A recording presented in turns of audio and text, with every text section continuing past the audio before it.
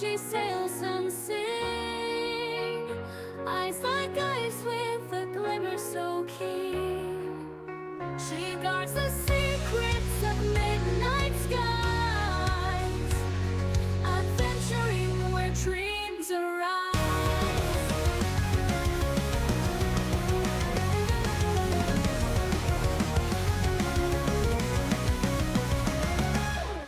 Frost on her wings like diamonds bright, she dances through the endless night. Whispers of old tales in her wake, serene the dawn she'll break.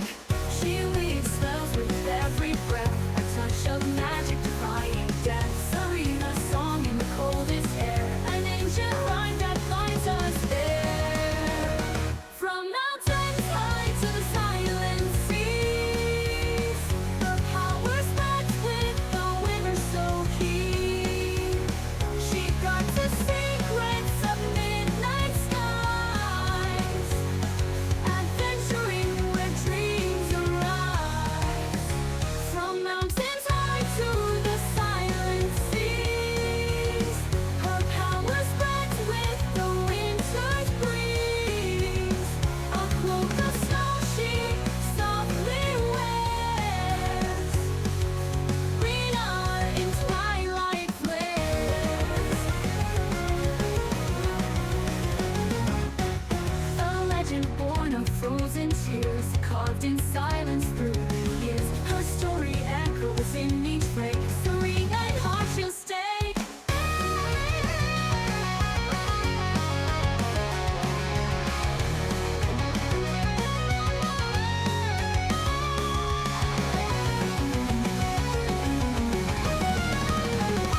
She weaves spells with every breath, a touch of magic defying death. Serena song in the coldest air, an ancient rhyme that binds us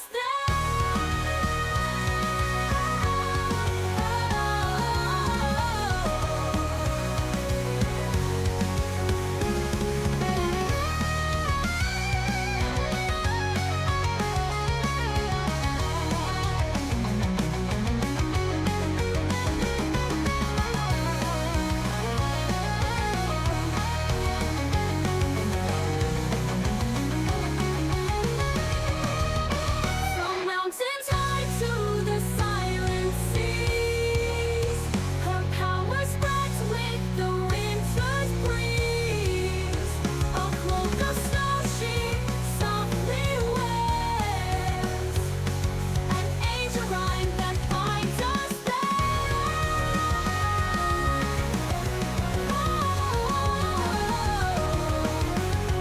An ancient rhyme that binds us there. Welcome back, my lovely snowflakes, or welcome in if you're new here. We should be coming back with some Dungeons and Dragons today. We are in the Sorrowverse, which is a homebrew universe made by the wonderful Maru Moriane. And just for this, I have created myself a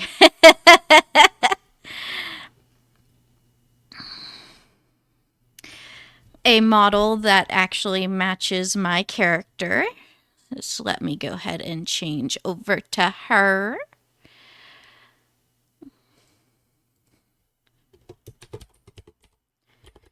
Her name is Absolution.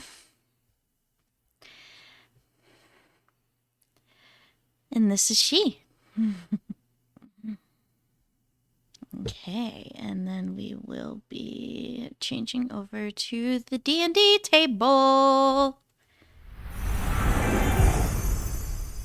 Ugh. Well, there's a Kazu. There's a cat. Yeah. Hey, Kazu. They finally gave the building permissions in the dojo, and I had to be like, here's the map. Here's where I planned it. Here's the map. I don't care what you do. Just keep it somewhere central and tell me what revisions you're planning on making before you commit to them. Kazu. Yeah. Also, Rena, because this is a cool thing that I got to learn earlier today. So I was watching a YouTube video by Anna Kremlin. She's a 2100 rated chess player. So she's pretty good, to put it mildly. She's working, I think, on an international master title and eventual goal to become a grandmaster, obviously. Like both of her parents. By the way, both of her parents are grandmasters. But her mom, Pia Kremling, who was who was one of the first women to ever become a grandmaster. She was the fifth woman ever to become a grandmaster, right? More impressively, she played against Karpov, the 12th world champion. MB. There they are. I need you guys to understand how messed up my ADHD brain is. Because I've been excited to play this game literally all week until today. The day of the game. And no small part because we moved it from Wednesday to Friday, and I was the most excited on Wednesday.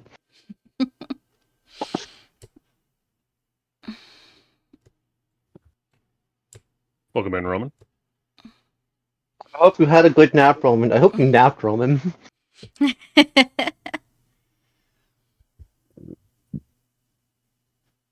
was just telling our friends here about,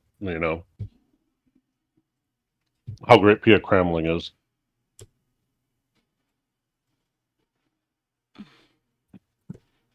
So you know that meme where the little kid, it is about to have Karpov come out and play him, and it's just this 3-year-old kid, and they play the fucking final boss music and give him the Dark Souls HP bar.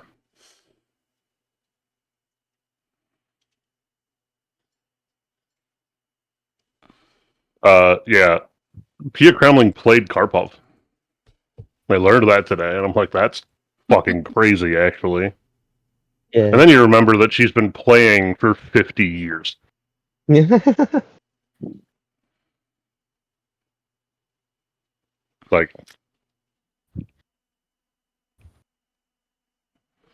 Grandmaster title is older than all of us. Yeah. She got a Grandmaster title in 92. That is great. Yeah, set up this GM screen for my player character so I stopped tabbing between 7 different things on 5e tools. I can just put them all in front of me. Put them all in front of me. But yeah, no, that's so fucking wild to me. Oh god, which character sheet was this game's? Mood. Absolute mood. Because Tenny's gearing up to run his first game as a GM. And so I've been deeply immersed into that world. A, because I like the world. He's running off the setting book. You're playing a high elf. Yeah, this is the one where I'm the high elf. Yeah, I know. The sorcerer. The dragon-blooded sorcerer. Sad as I am to repeat a character. I think the last time I played the Dragonblood was also in this campaign. But yeah,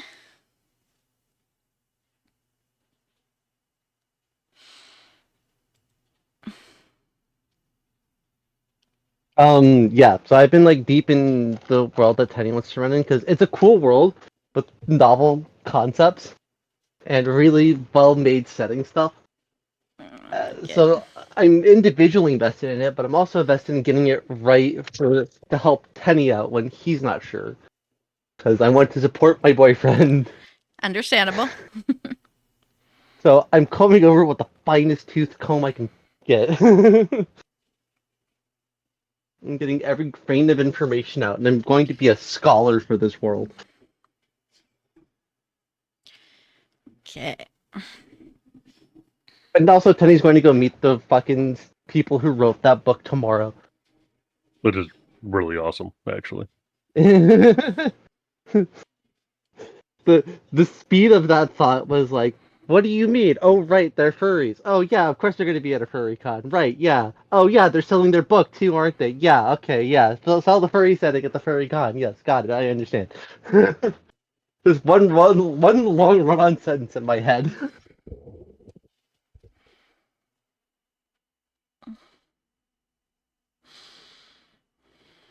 Is my noise filter not? All right, Roman, you ready to go? No, my noise suppression's on. Okay. I'm just going to Whatever. grab a drink because I just had a bunch of salty Chinese food. And then you'll be ready to go. I am drinking cherry Dr. Pepper, zero sugar. I am drinking a Code Red Mountain Dew, but I'm also having the cherry.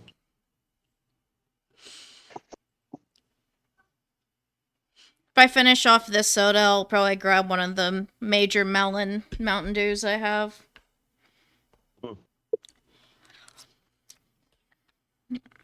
When I polish this up, I'm going to water or liquor. I'm not sure which one yet. Yep. Okay, so NB is ready as they'll ever be. Shall we? Let's do the thing. Oh, right. I'm All right. supposed to get my character sheet. So you guys left off. You guys were just getting done eating dinner with Sorrow and her household, Oh, yeah. This is the basically. sheet. It's all red. Got it.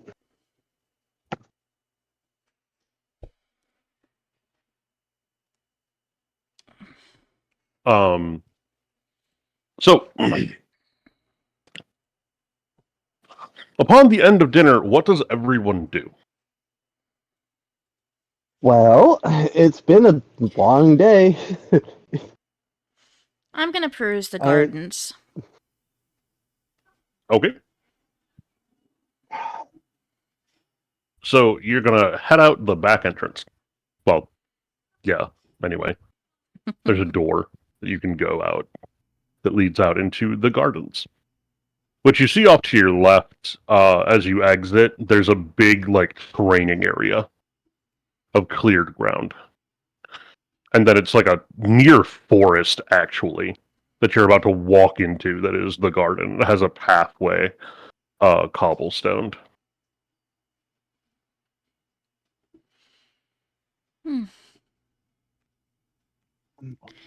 Impressive. As everything here, it seems.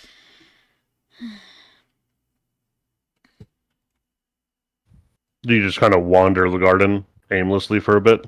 For a bit, yeah. All right. It doesn't actually take you very long until you find the first little bit of clearing. And it's all kinds of different shrubs, trees, flowers. But there's actually a little cleared area where there's a fountain.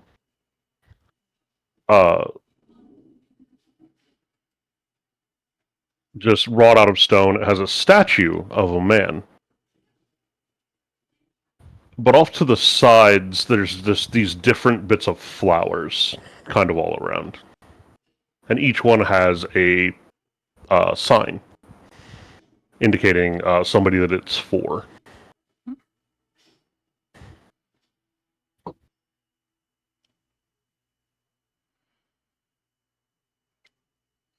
Out of curiosity, she'll go through and read the signs. The first one that you end up going up to is... It says, for the lost cousin redemption, and it's just, that entire section is entirely made up of belladonnas.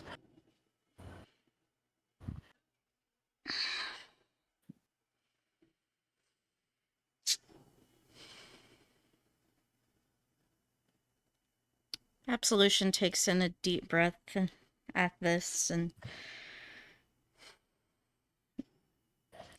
her mind racing about just how much does Sorrow know.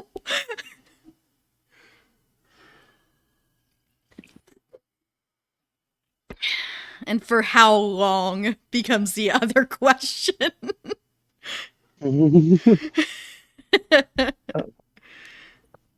The next one you go to says, for the mother I never met, Jubilance Rain. And it is a mixed field with, it has roses, so it has rose bushes, but mostly it's lilies.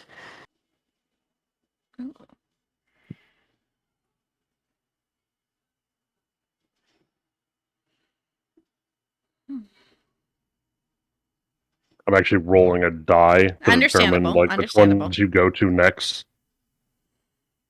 But dear God, me getting the freaking hers the first time?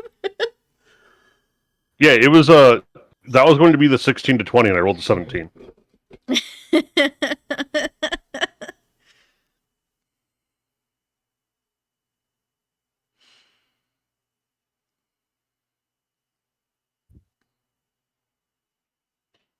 While that's happening, I Thank you think so much Galen for the goes to bed, follow. but does not go to I sleep. do have He's busy, anonymous like, followers, talking but feel internally, free trying to to announce yourself internalize or just lurk around. all of this Before transing, yeah. before, like, giving up and also wandering off. We can't translate this. The mind is not settled. I'm going to also end up in the garden, but, like, in a few hours.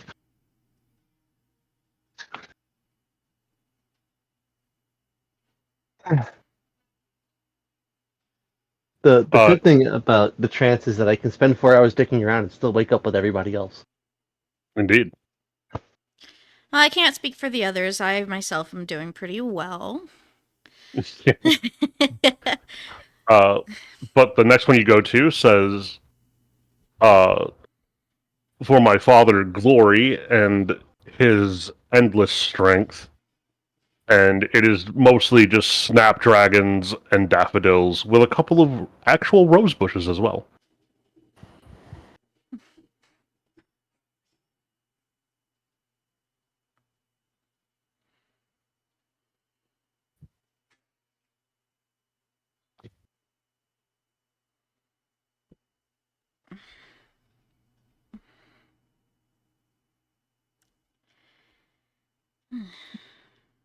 And then the last one,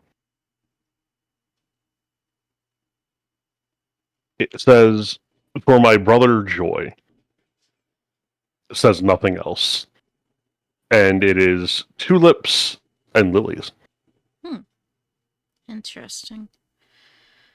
With an odd sunflower in the back. Even more interesting. She will find herself drawn back to the first again, though. She'll lean down and kind of. Are the belladonnas in bloom right now, or are there more berries? Like, what's the status on them? Let's roll a die and find out.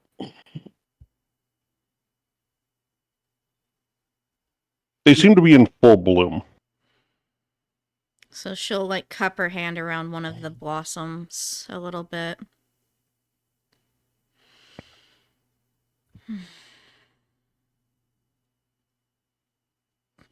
And a slightly bitter look will come across her face.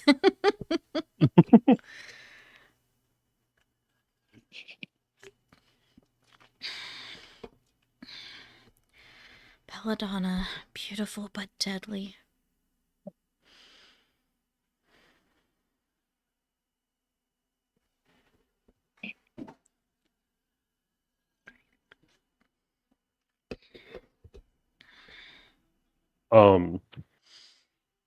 Moving over to positive character, whose name is escaping my brain. Galen. Balin. What are you doing after you decide that you're going to go for a walk? Well, so as because it's mostly dark in the manor at this hour, yeah. Just to be clear. It's surprisingly light. There's this very light glow that comes from what in most houses would be like little lamps with oil burning in them, but there seems to be a magical flame that is adjusted to a low brightness, given the hour. Still, not wanting to fiddle with anything and wanting to see give some idea of her presence in case somebody decides to help. She's still going to cast light on her left glove. Okay. And then just wander the halls until she manages to find some. The player isn't tending the gardens, but any exit, anything that lets her go outside. Oh joy! I'm going to roll a d20 and find out Yeah. which way you end up going out. Yeah, I don't know this manner. You wander about for a little bit, and you keep running into interior doors. Like every door that you run into is going to take you farther into the house. You've gotten really unlucky so far. But eventually you run into one of the servants who seems to just be running a small errand around the household at the night, who then asks you, can I help you, ma'am? Yeah, I've gotten turned around. Is there a garden on the premises? Absolutely. This way. And he leads you confidently through, like, 4 bits of winding hallways to a door that he lets you out of. Yeah. When I start being led, I politely dismiss the light on my glove. And I just take in the night atmosphere once I'm let out. Yeah, off to your left, you can see the training ground, which is actually still lit by torches, but you can tell these are not just, torches, Yeah. torches. They're magical torches, Well, I'm going to emitting watch eternal light. Instead of cruising that, since I see the training camp, I'm going to go check that out. Because, well, mostly we're just pent up and frustrated, so may as well let some steam off. Yeah. But of course, the first thing that Phelan does is be a little fucking troll and try to cast control flames on the torches to get them to be a little brighter. Just to see if it works. They respond. Sick! Alright, I'm gonna, evens or odds, Rena? Odds. Odds. It is odds. You'll be coming out, right around the same time that Phelan is finding her way to the training area.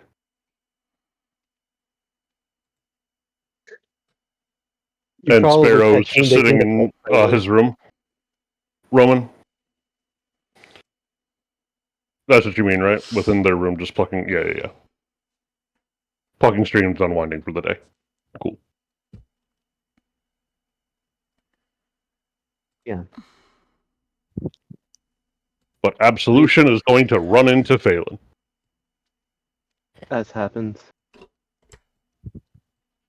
As you go to investigate the training area, you find that there's a big cleared area that is obviously meant for people practicing their melee combat, either singularly or, against each other. And it is actually big enough to have, like, full squads of, like, 10 on 10 going at it. Like, it is a decently large area that is lit by these torches. But there are actually also targets set at different ranges. Yep. That are for use for both arcane and physical implementations of ranged attack. So she's going to...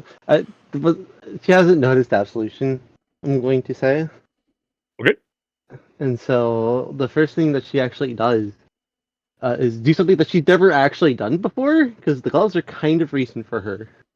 She's going to try and cast Burning Hands through the gloves just to see if it works. Because magic is a little finicky with armor. Even though gloves aren't really armor, they are still leather. Yeah. It actually goes off without a hitch, and it doesn't affect the gloves at all. Very fortunately for her. So she just sees fire. Oh. Okay. Now, she takes a moment to think about what she's going to actually do, and just fire off a few firebolts for target practice. Just something to help focus her mind in. Okay, and I'm guessing this is kind of when I'm running into her as I'm coming out of the garden. Yeah, you were probably coming out as she was approaching, so you probably have seen her do that little bit of experimentation, and then the Mhm. couple of firebolts into the target while you were walking over.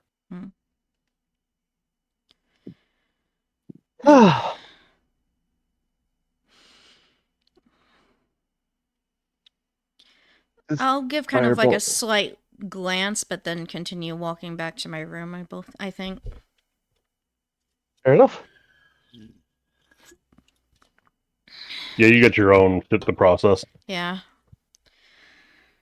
Well, I will attempt to go into trance. It's been a weird day for all of us. What kind of day has it been? A fucking weird one. Yeah. Was We all ready thought to. we were going to die at the beginning of the day. I was ready to die at the beginning of the day.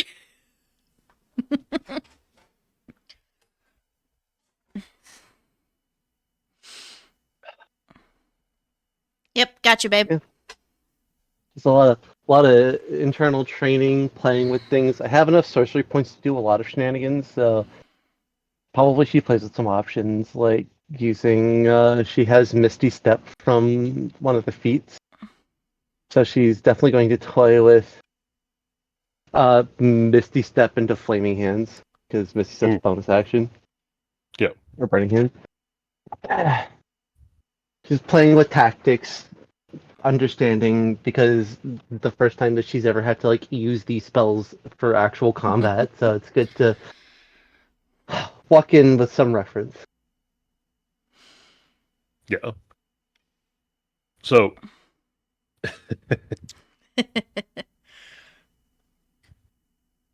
And she's also trying really hard to press the digitate every fucking flame bolt she fires. so after all of this, and I'm assuming you then find your way to the room for a trance session. Yeah. Perfect. Um,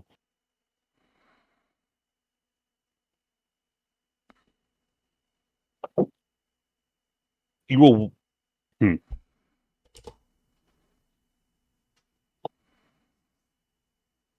I need you all to roll a d20 for me.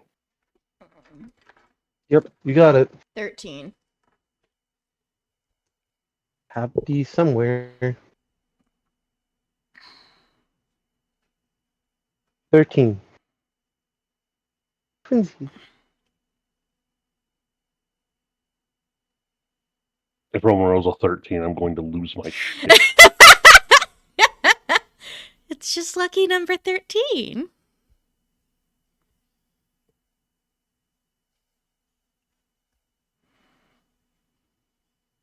It does not mean that I will not lose my shit.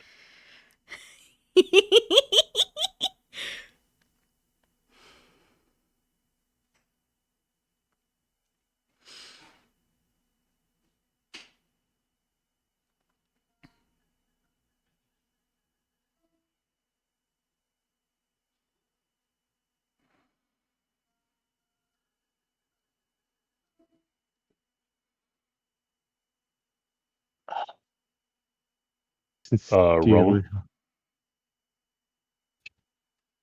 Rest in peace, Andy. Hello, little sparrow.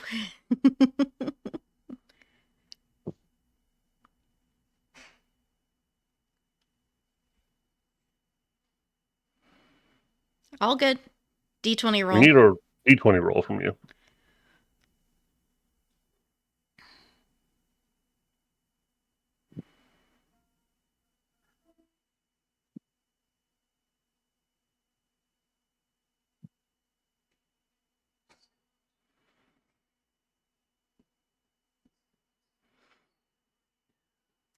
It is not a 13. Okay. So Sparrow's going to wake up a little bit after the two of you.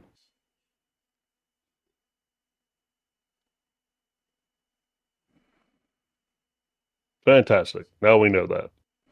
Well, I mean, that would make sense considering we trance and they need sleep.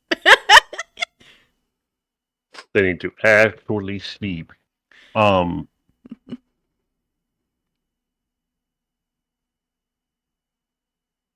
So when you guys come out of your trance, you can smell from the kitchens, you presume, food being made for the morning.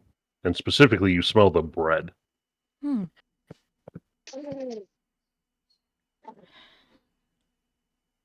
Alright, it is a new day.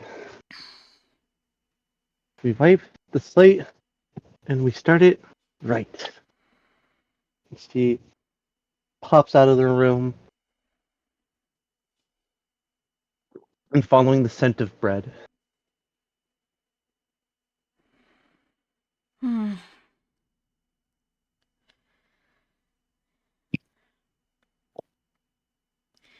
What about absolution?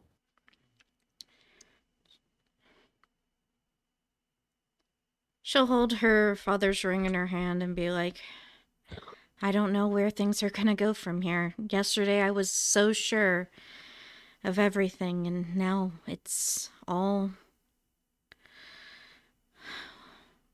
just not what I was expecting at all.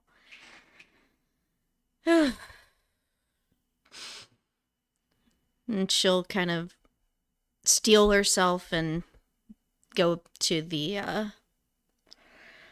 dining hall.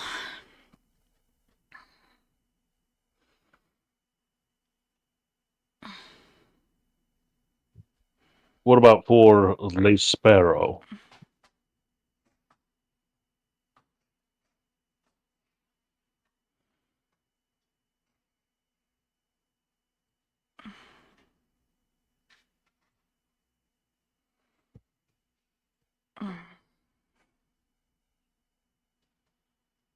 Because Phelan and Absolution both came out basically at the same time. Right? And so ran into each other, going down to follow the smell of bread.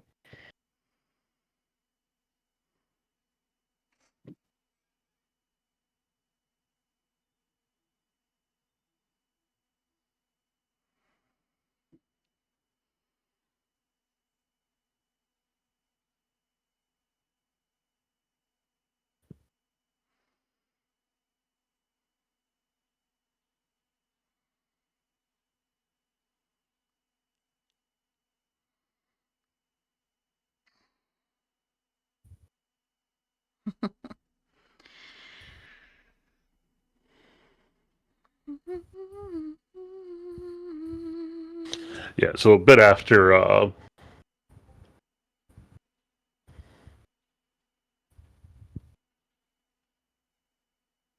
everybody else.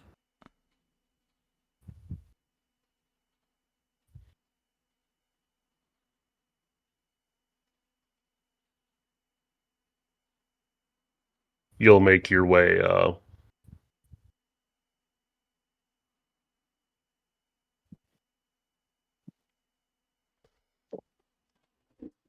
down. Uh,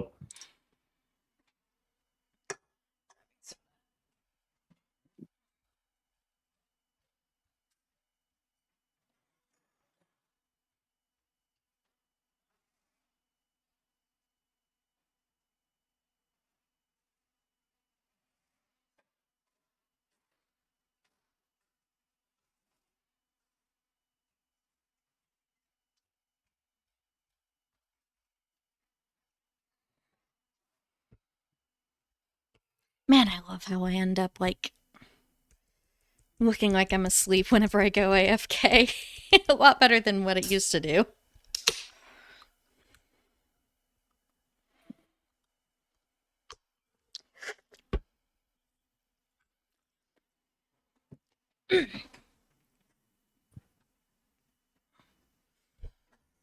oh, We return you now to your regularly scheduled program. Rena went to go get some, grab some salt Oh, really quick. I was literally 5 feet away. It was fine.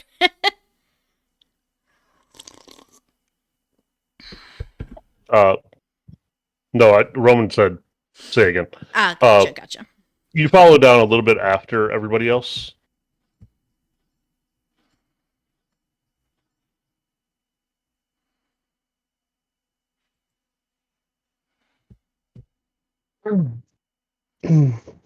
But you guys get there. You get there not too long after they do.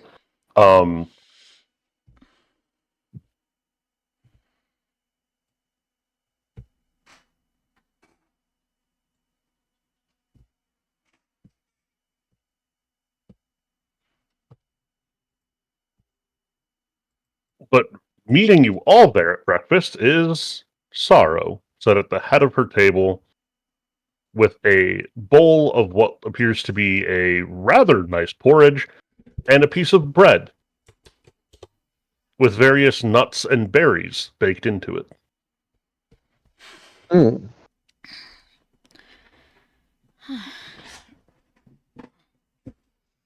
Oh, unsurprising. Good morning, Sorrow. Good morning, my friends.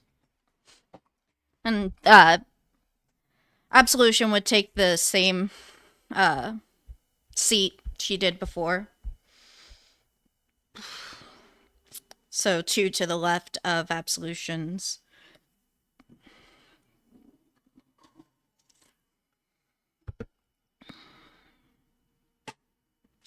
Oh, great.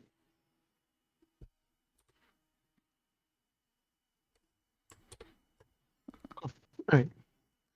Right after that porridge.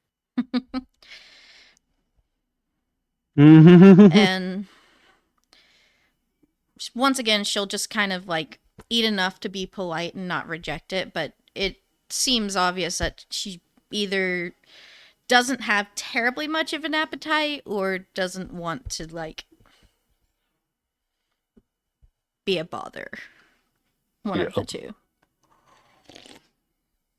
Alan probably takes a more clinical approach to this one. It's going to be a busy day. There's definitely an attempt to eat enough to be fueled, but not so much that it weighs her down. Yeah. And it comes almost intuitively, having to rush from class to class.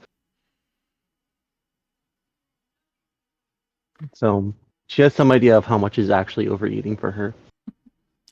If she's careful, to not overeat, but still have what she wants. The most important thing that you can get out of college is learning how to eat enough of the things that you want.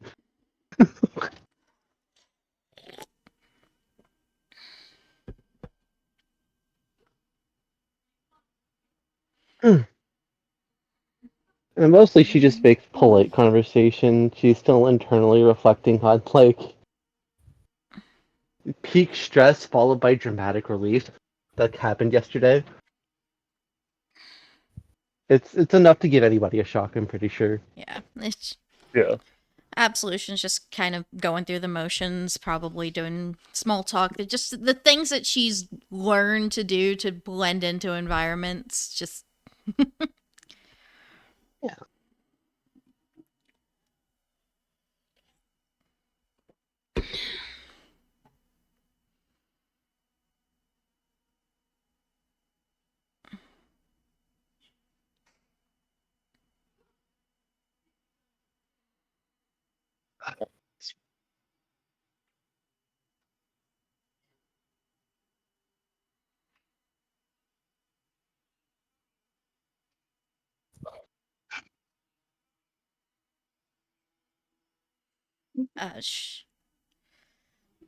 Absolution will at some point though bring up the fact, oh yeah, I did see your garden last night. It was quite beautiful.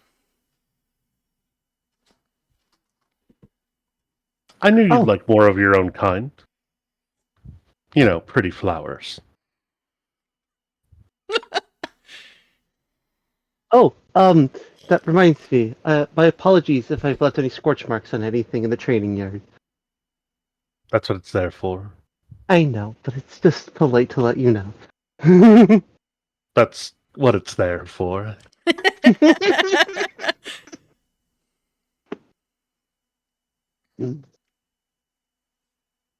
This one has good and terrible Liz. Yeah, that checks out. All right, making sure.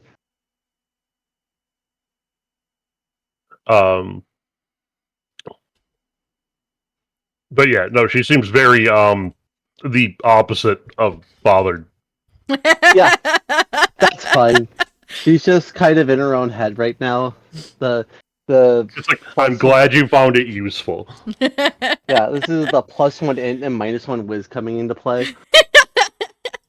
She knows it's polite to say be upfront about the things that she did. She's not wise enough to be like, it doesn't matter. Yeah.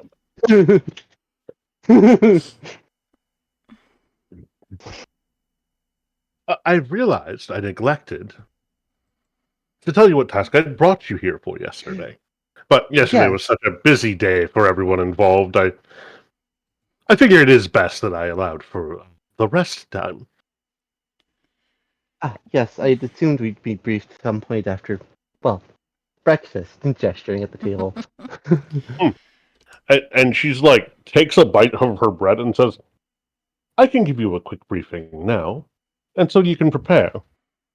You can stay here as long as you need to make preparations. So I suspect that will only take you a couple of days, maybe a week, to gather necessary information, to make necessary preparations, and ask for what supplies you may need. Nods. Now, the task I have to assign for you is to deal with a problem that I have. There is someone who has stolen from me, Bold. and I do not deal well with such things.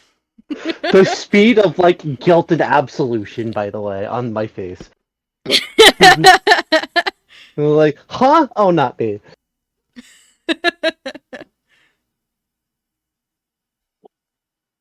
So, they have stolen a birthright, titles. My uncle passed, and he'd left his titles, estates, and the land he governed to me, but it was stolen away from me. Because mysteriously his will went missing. Hmm. Mhm. He shrugs. But stealing from me is always a dangerous proposition. At the best of times. You are to go and eliminate the thief. When you have done so, make your way here, and you will be rewarded for your task. See. When you say eliminate, is this more of a legal or extra legal thing? Define what you mean. Are we to apprehend him and bring him to justice, or do it on the spot? Oh, on the spot. On the spot. I understand.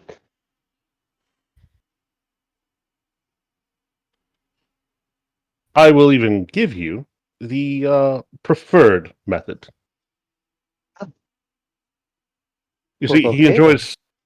enjoys his drink, and she reaches into the top of her shirt and pulls a cord out so that it has a vial at the end of it. Put this into his wine cup, and, well, that'll take care of the rest. This is much for you to ask. For your lives?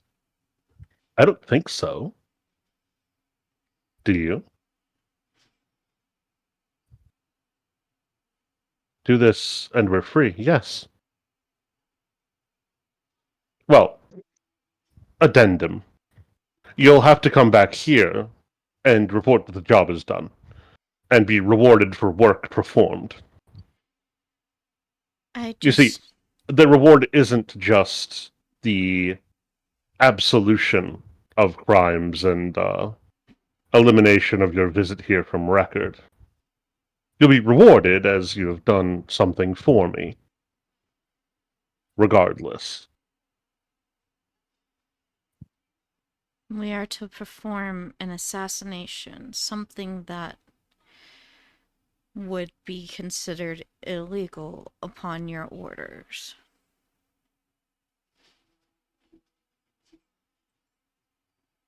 Very typically. But alas, this is a grand theft. It is not an assassination so much as it is a execution of punishment on an individual.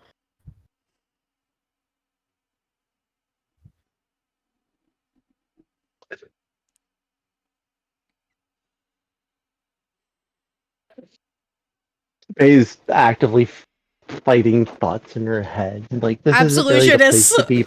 horribly like- conflicted. Yeah. Just like, you know what? We can have the moral dilemma outside of the building. Absolution can't. Yeah, Faye thinks that, but is definitely still thinking about it even after having that. So, So Sparrow asks, what is more wrong, the punishment or the crime committed that sparked this response? Are you asking them or are you asking Sorrow? To clarify. it spoke at the tail. I think we can all Okay. respond. Yeah. It's pointed at Faye and Absolution. Yeah.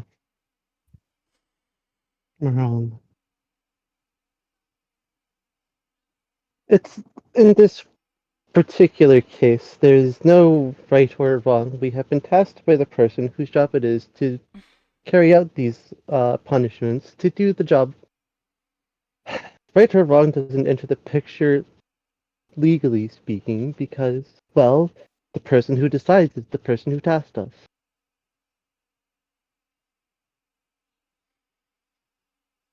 Any deeper conversation we can have on the way there.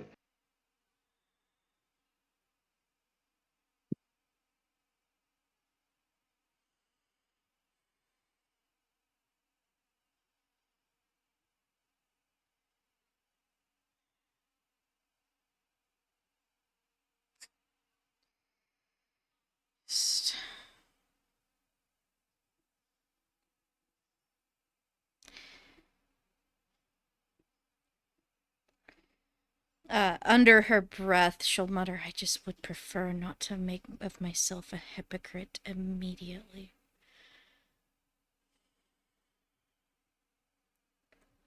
If it helps you swallow the medication, think of this as the last act before wiping the slate clean.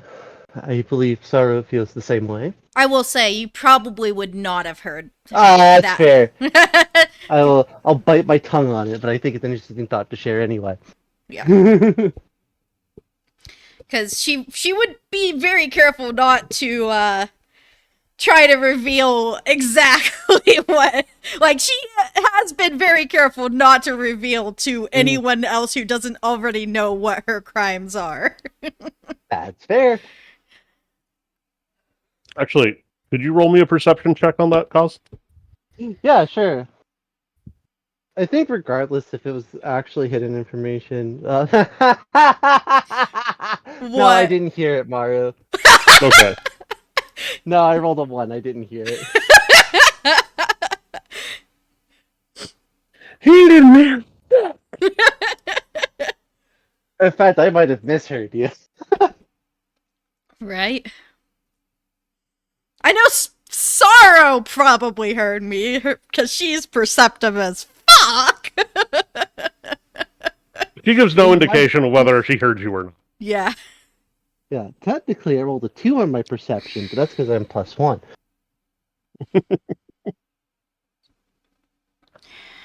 I will accept the task, if only because I know very well If I do not, I would be taking these two with me as well, because as you said it before, it is an all or nothing. She nods and takes the cord from around her neck and hands it to Absolution.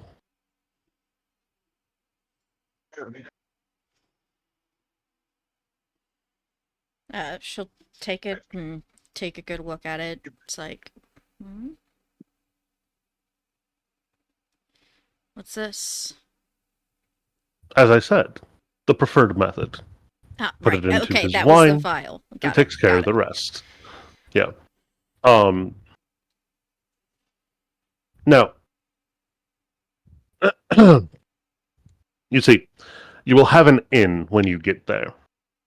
Someone working for me on the inside, as it were. A cousin of mine, actually. Her name is Hope. She will help you get things the way they need to be. One life for three. I suppose that is a fair trade. A small price. And one who is stolen from me not just this time, but several times before.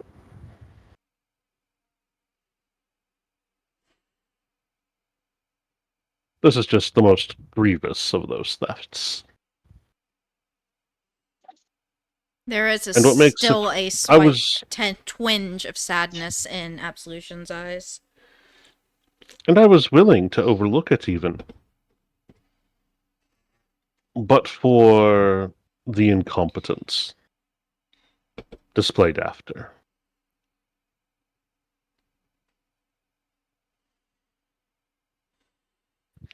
She shrugs. Mm-hmm.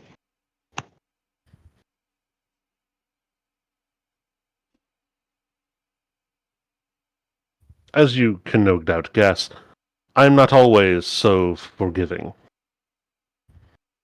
But given the nature of my relationship with the individual, I was willing to overlook it.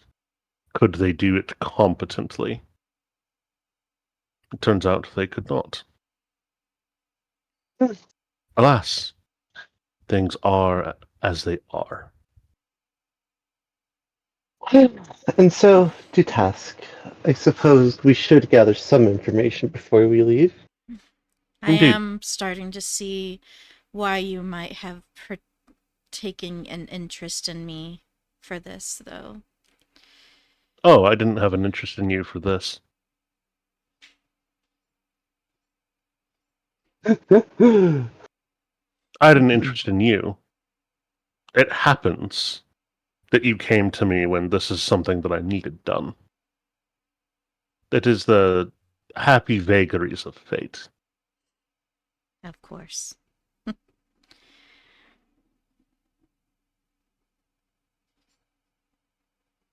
Well, or the dour vagaries of fate. The vagaries of fate are so, well, vague. Mhm. In either case, your target's name is Joy. You can do what research you need. My library will be open to you. That is in the eastern wing of the house. Her mind will flash back to the spot in the garden. And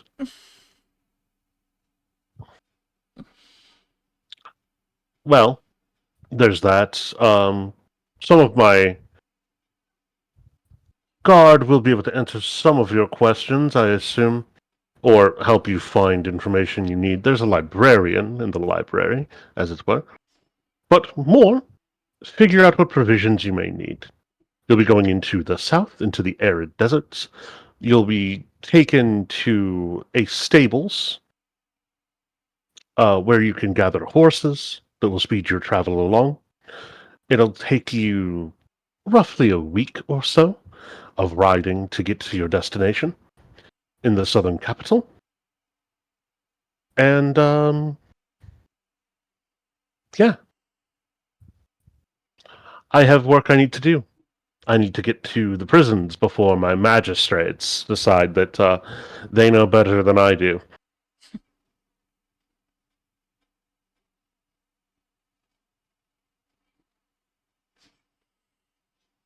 And she grabs another piece of bread as she's leaving and just says, I'll be back ere the evening meal.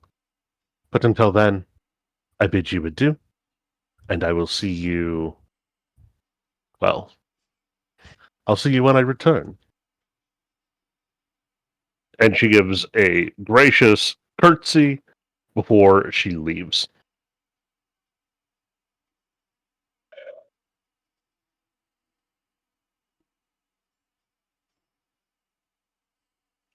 Well, off to the library. With any luck, it's organized like the schools was.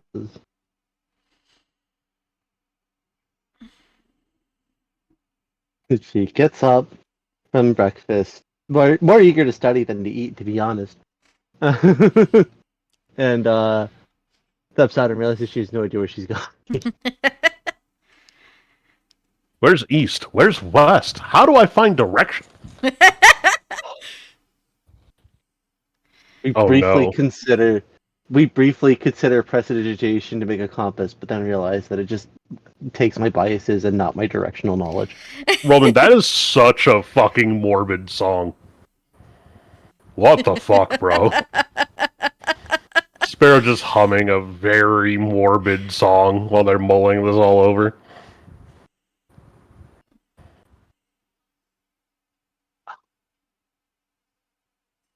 I was going to say, are you sure this character's not a bard, but they are one? My brain just skipped over that somehow.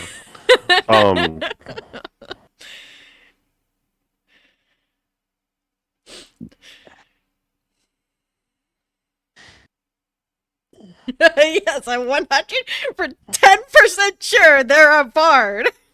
Song for everything. Yeah. So Sorrow leaves. Does everybody head towards the library, or just Phelan? Yeah. Yeah, I'd head towards the library. Mhm. See if there's any kind of, specifically, Absolution would be looking for if there was any, like, blueprints or, like, maps of the area kind of thing.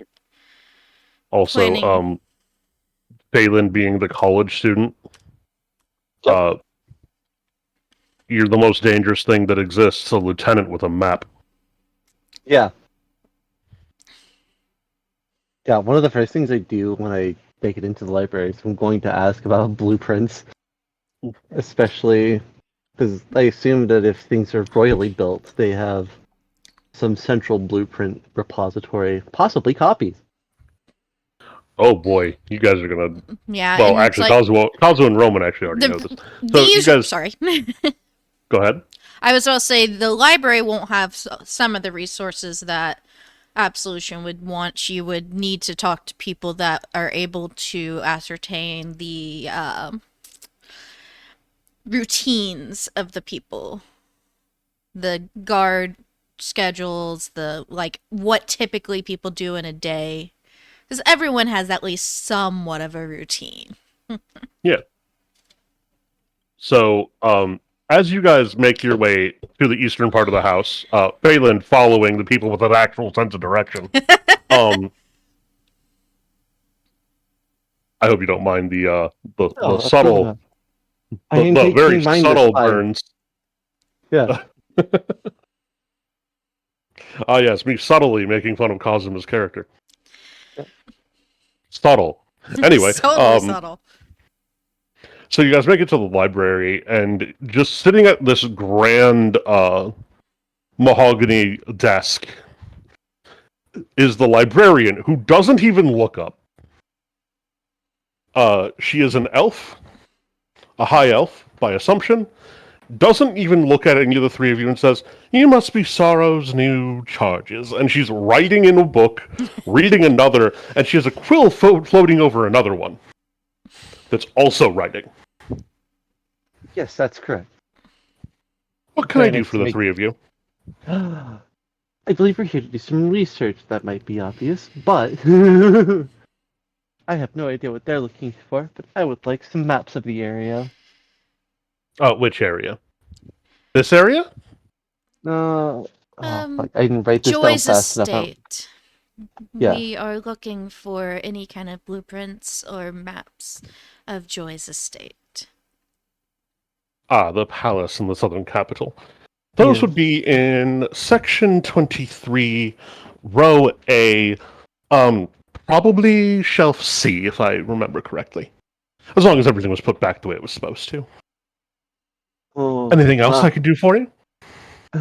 we'll be back when I do need more. I just fuck right off. Where's my background feature?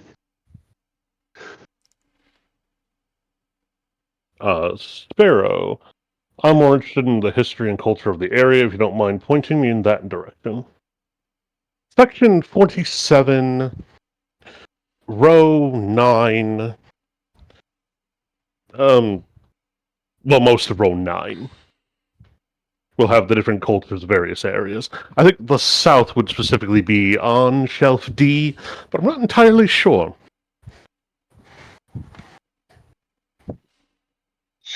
By the way, when you get to these sections, things will be exactly where she says they are. I had a feeling. I'm actually going to be using my background feature to do this because What is your I background assume... feature? Right, it's called library access. Oddly. Yeah? It says, whoop, let's get the actual text, not my shorthand. So reading this aloud on a stream. It would be nice.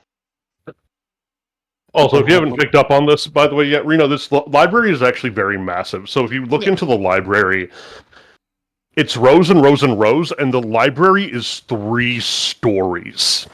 Yep. With very clearly numbered sections. Like, you can tell that the inside of Sorrow's manse has a space spell put on it, where everything seems like it's bigger than it should be able to be. But you do remember the east end of the house being really tall. Yeah. From the outside, even. Just like, oh, this is the tallest section of the house. Yeah, that's also where the library is. That being said, after doing a thorough study of the maps of the lands, plotting like possible escape routes, entrance, exits, all that jazz, Absolution will go to looking at some of the family lineage stuff. Roll me a d20 to see if you track that down with any amount of alacrity. That's a 19. Oh yeah, you somehow intuitively figure out that that's going to be in the second section. Yeah. So the full text on library access. Though others must often endure extensive interviews and significant fees to gain access to even the most common archives in your library, you have free and easy access to the majority of the library. Though it may also have repositories of lore that are too valuable, magical, or secret to permit anyone immediate access. You have a working knowledge of your cloister's personnel and bureaucracy, and you know how to navigate those connections with some ease. Additionally, you are likely to gain preferential treatment at other libraries across the realms as a professional courtesy to a fellow scholar. TLDR, I'm just going to not need to walk back to the front desk. I'm going to be able to navigate it, because I assume that Sarah's library is set up like the library at the school. Probably even better. Somehow her library... her library is actually larger, but yeah, similar layout. Similar layout. It's probably easy enough for somebody who understands the bureaucracy of it to navigate it. No, I just want to impress upon the fact that was... You went to the largest mages college in the kingdom. She has a bigger library. The moment that she splits from everybody, she's like, holy fuck, it's so big. She's going to be amazed by it, but not in front of everybody else. Yeah. It's like, what the fuck is this library? What the fuck?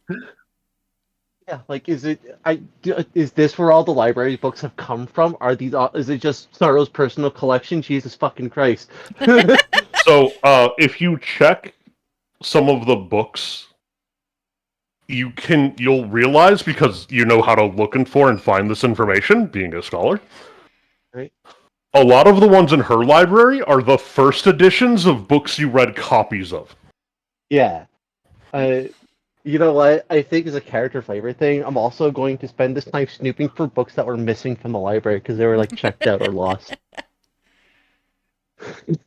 We're just gonna go like finish some collections really quick. Give me a d20 roll for Just that. two people doing freaking slightly personal research, even if Absolutions is kind of hidden personal research. Yeah, for sure. Hold on, get you D20. Let's get that up. That's not a D20. 17. You actually do find a few. Heck. Sandwiched neatly between like books of relevant research or a bunch of personal like non-fiction stories that she couldn't finish, some fiction that she also couldn't finish. Fuck it, a couple biographies that were missing too. That she didn't get a chance to read because they weren't there. They weren't there. And she takes the utmost care to like with these books. She's got gloves on already. She's very careful when reading it. Very scholarly. One of them is Very old enough to be older than her grandparents. Yeah. And she's like super like professionally careful about it. Yeah.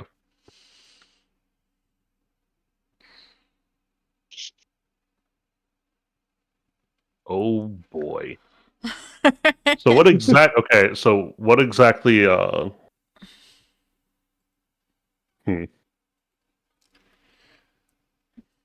the relevant sections. Yeah, I'm actually more towards. Let's start with Sparrow real quick. Okay.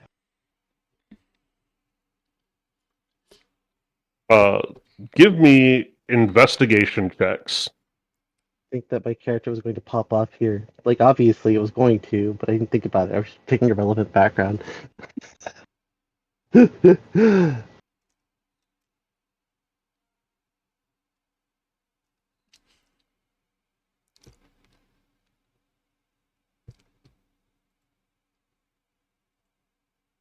So first, we're going to get the investigation check from Roman.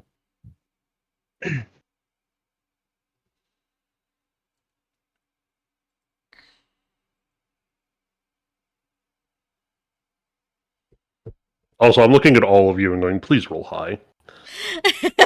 Of course. Just bring the DC down. I'm professional at this. And you said these were going to be investigation rolls, or Investigation, yes, Okay. indeed. I'm decent at those.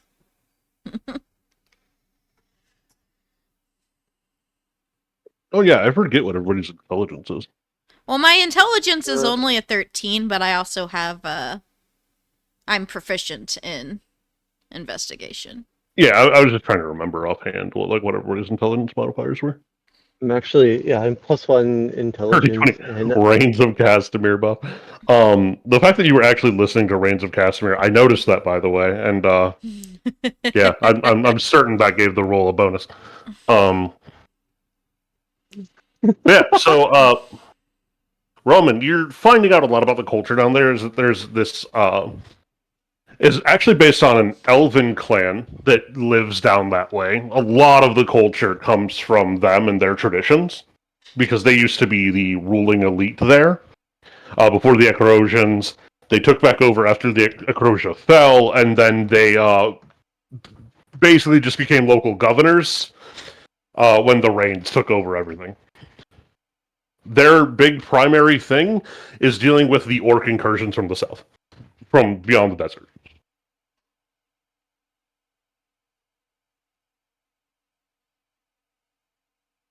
But also, because of the Dirty 20, You happened to find a tome with local songs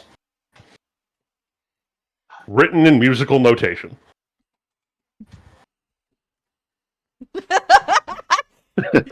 Are they in Elven? Yes, they probably would be in Elven. I'll help.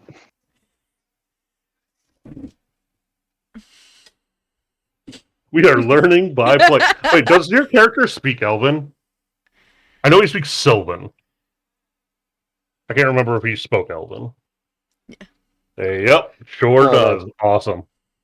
So, So, okay, then you don't even need my help. Fantastic. This isn't even the case of a singer singing a song in a language they don't know. This is a singer singing a song in a language they do know. Yeah. They probably refine their speech doing this, but yes. But yeah, Common, Sylvan, Giant, and Elvish. Nice. So yeah, you find basically everything you're looking for. You even know what kind of local holidays are coming up. And interestingly enough, in a couple of weeks here, will actually be a midsummer festival.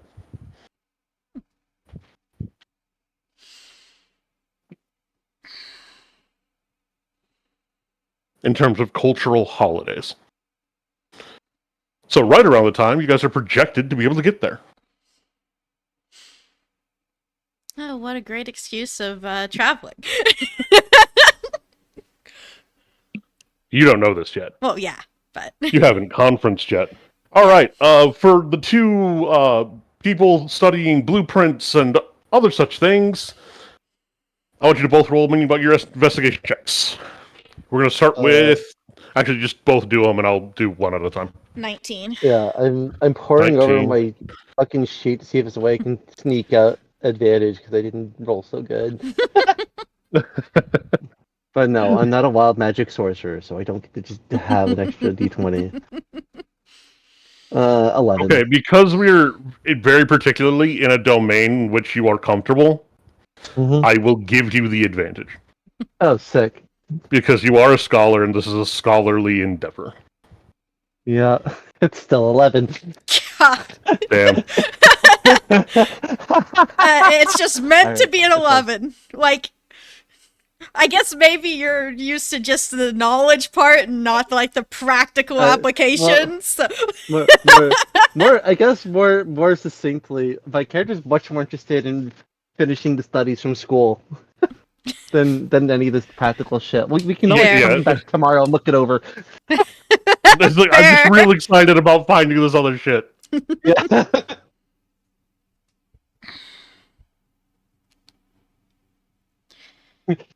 Low-key reading the books from oldest to-doist because I'm going to be less patient about everything as time goes on.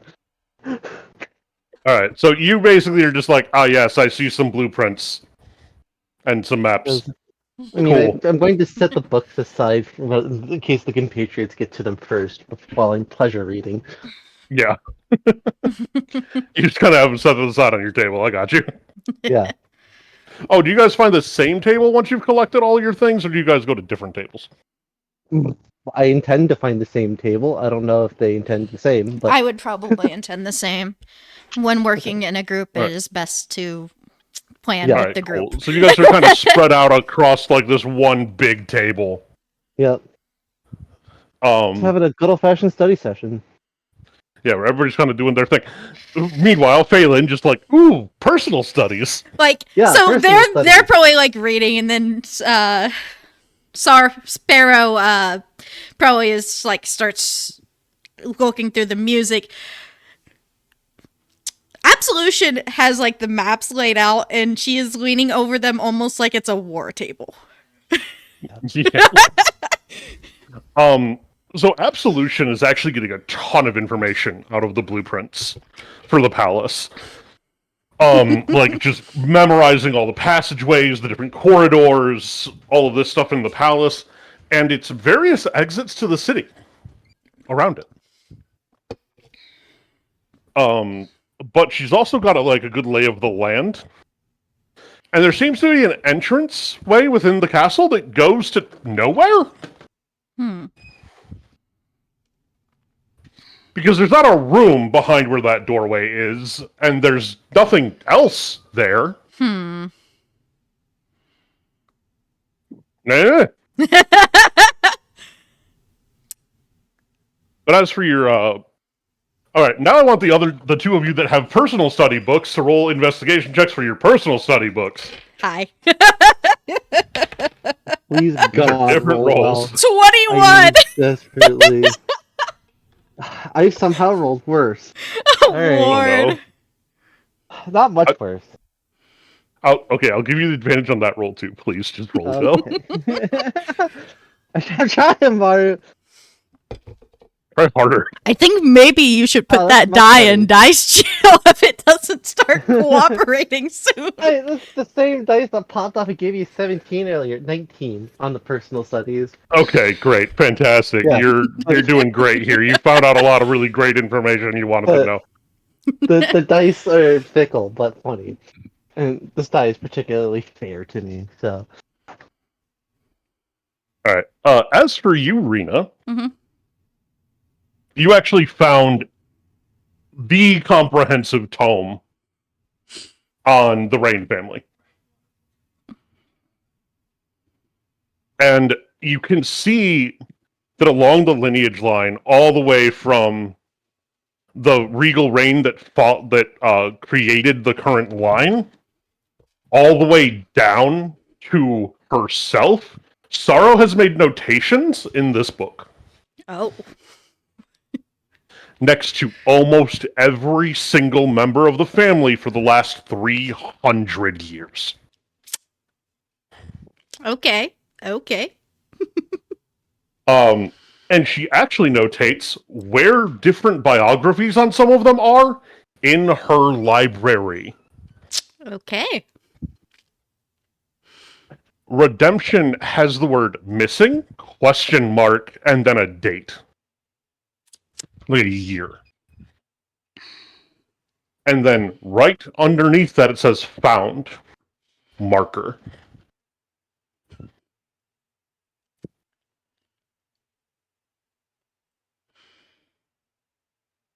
And that's all it says. Yep. But interestingly, across all of that time, there have been 3 joys. Oh. 2 of them are over 100 years dead. The second, the only note by his name, is twin.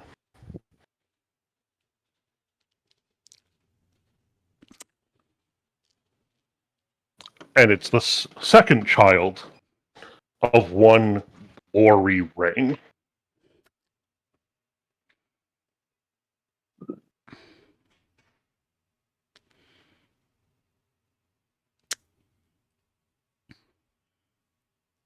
Well, that's a thing.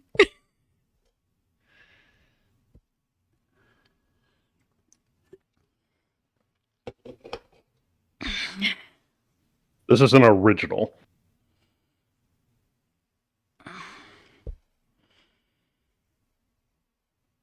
And there are actually names written in Sorrow's hand, which you can tell by the handwriting based off the notes. You can tell that it has been expanded by Sorrow as new members of her family are born.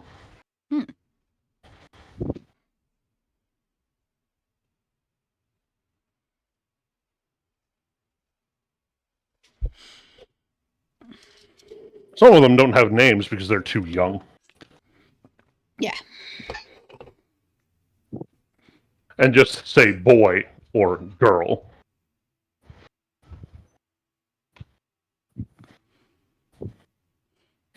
Is there any other relevant bit of information you're looking for out of this? No, just curious as to A, the connection to joy, and B, redemption.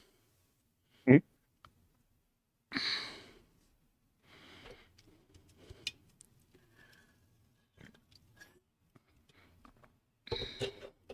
like a little bit of the actual relevant information, a little bit of personal information.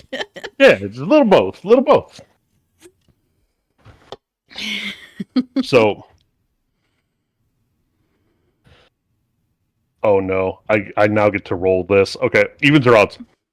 Odds. Anybody?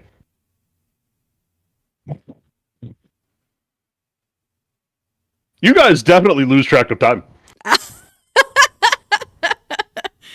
Because midday comes and goes. While you guys are at that table.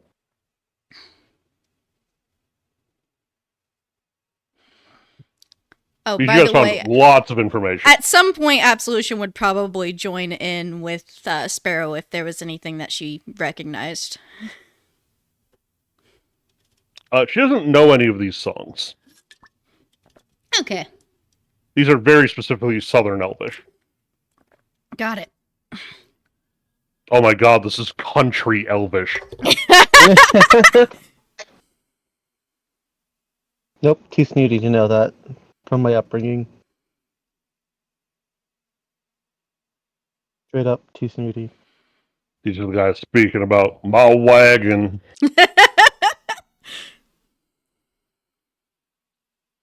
Anyway, Yep. sorry, I just All good. All good. the dumb brain connection thing happened. You're all good. Do you guys go to find more information about different things, or do you guys Oh, yes, I do. notice that it's past midday and go, man, maybe we should do something else? I Dylan would. already had every plan to spend all day in here. I would probably Okay. go to do something else. But That's All right. that. The cloistered scholars going to cloister and scholar? That's crazy. Crazy talk. Who could have ever predicted that? But when everybody leaves, you're going to shift immediately to much more personal topics. Yeah. honestly, Absolution would probably, if allowed, take her leave to wander the town, hearing the gossip, all the just things out of habit to make it seem not as bland, to get her mind off of everything. So she's going to be leaving the estate. Yeah, if she's allowed, of course. Yeah, as she goes to leave, one of the guards who is off duty, you can tell this because he's not in fucking armor, Yeah.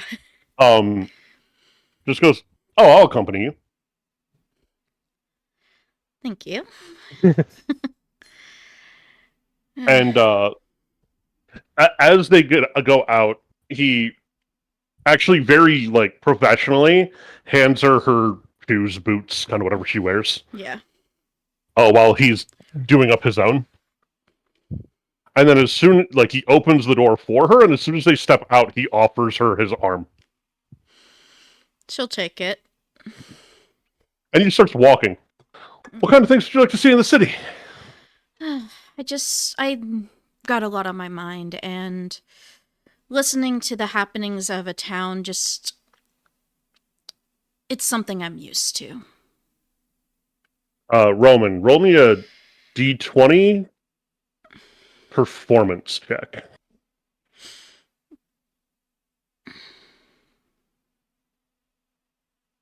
As for you, Rena, Mhm. He just nods and then just directs his feet in a very comfortable for you pace. So you can tell he's shortening his strides fairly Yeah. significantly. He guides you through towards the market square. Mhm. And there were many turns and passages he took to get there. He took the shortest route, Yeah. the most straight line route. But the city seems to be a bunch of dense passageways. And she would be mentally taking note of them as they go through them as well. Yeah. 23. Okay. You managed to learn several of those new songs during that time. Not to the point of utter perfection, but to the point where if you performed them locally, people would assume you've known them for a while. And you're adding your own flair to different parts of it. Congratulations, you are a very musically gifted person.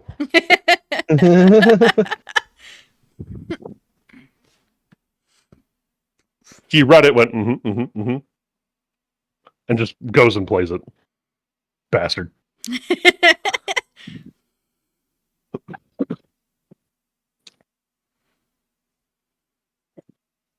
And what's actually really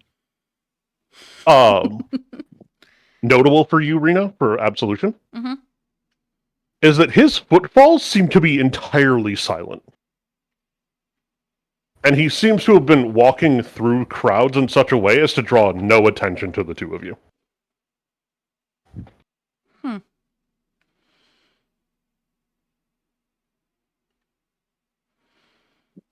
Hers And he would, doesn't of seem to course, be breaking the silence ever.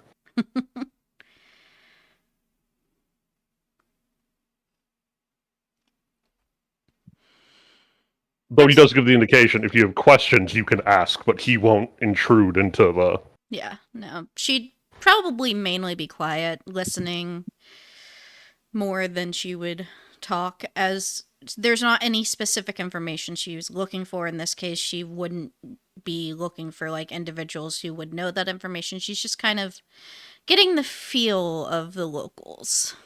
Yeah. Give me a perception check, followed by an insight check. Okay, perception. It's gonna be a 23. Insight is going to be a 27. Nice. Those are two of my expertise.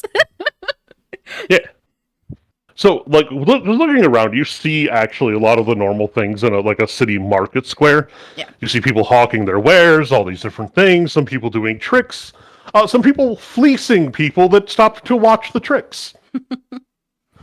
As it were. And taking their coin purses. But most people seem very genuinely happy to be here, to be around. And that, this is a peaceful city for the most part.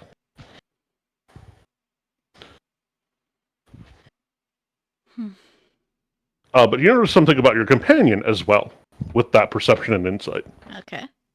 In terms of perception, you can see that he's just always scanning the entire area in the crowd. That's familiar. By insight, he's doing it in a very protective manner. Oh.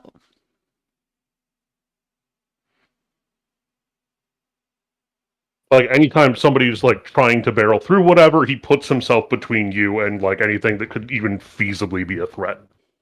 But he's doing it subtly enough that if you weren't paying attention, you probably would have missed it.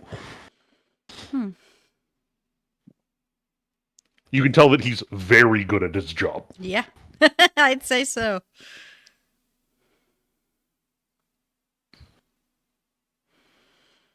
It's like I never left home.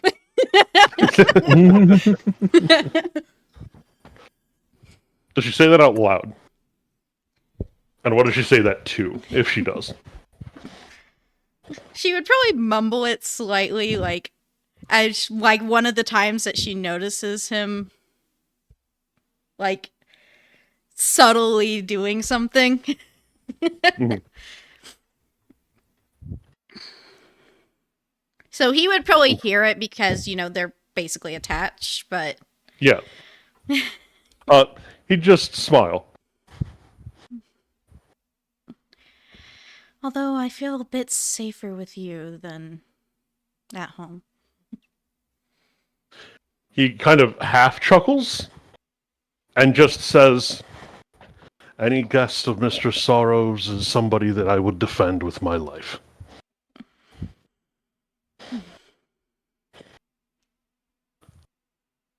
It's easier, though, when they're quite so lovely to look upon. You flatter me, sir.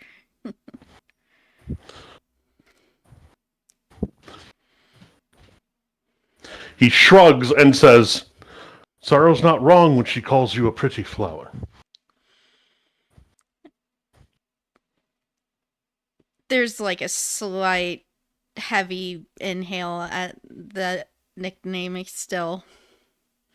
He tilts his head like, sorry if I've offended you. No, it's fine. He looks very genuinely confused. Like, oh, I'm very sorry. No, I'll avoid saying that in the future. it's fine.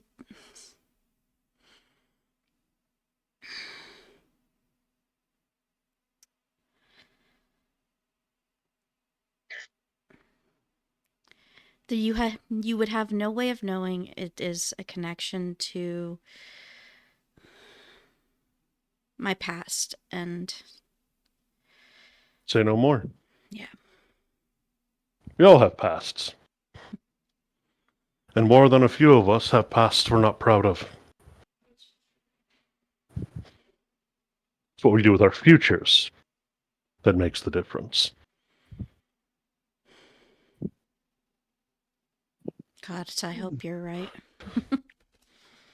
I hope I am too.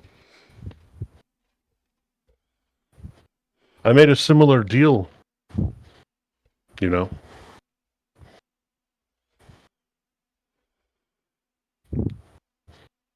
Some years ago. I was in trouble. Not, being put to death trouble. But I was in a lot of trouble. I was going to lose years off my life in a dungeon. Or worse.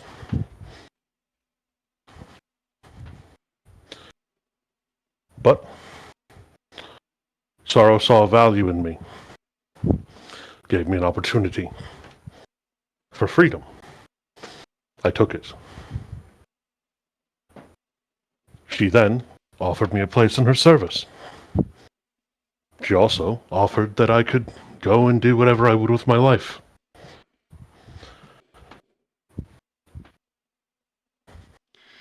Truth is, I decided to die that day and be reborn something better, something new. So I entered her service. I haven't regretted it since. She's definitely an interesting one.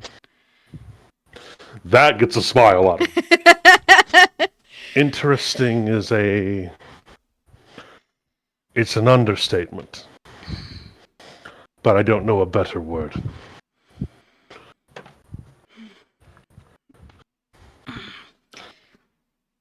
She'll kind of like do a stretch, rubbing her back where the tattoo is.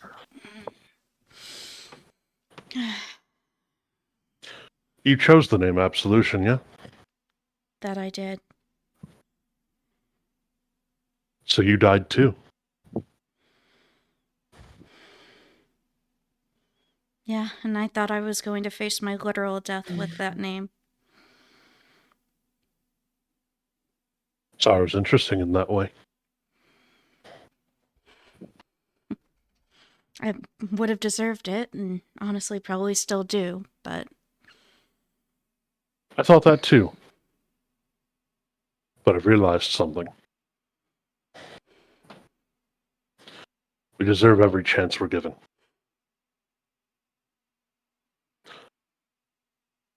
And chances for redemption notwithstanding.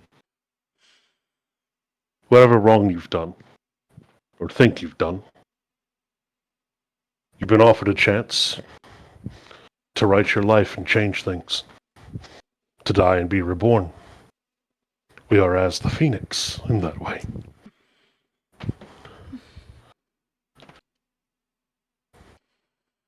The things I do now will never make the things I did better. Those things have happened. Those things are done. Nothing I do can change the past. but I can forge a brighter future. A better future. Yep. The things behind me have stained me black, but perhaps maybe I can at least come out gray. I don't know. I'm walking that journey myself. We'll find out what it is at the end, I suppose. Give me a perception check.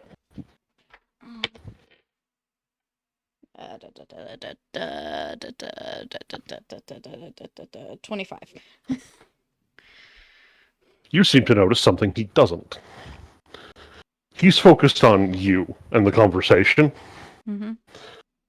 And so his observations stopped for a second. Because, important conversation. Yeah. But you notice that there seems to be a group of people who are up to absolutely nothing good, walking in towards the market square. Sir. She'll just kind of subtly point over. Recognition crosses his face, and he just pushes the two of you back into an alleyway.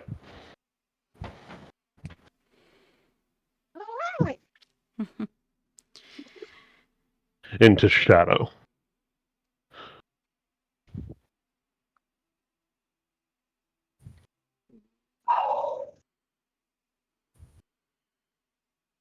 They're looking for somebody. I don't know who. But they won't cause trouble if they can't find who they're looking for. That is their way. And he just watches them as they're kind of looking at every person.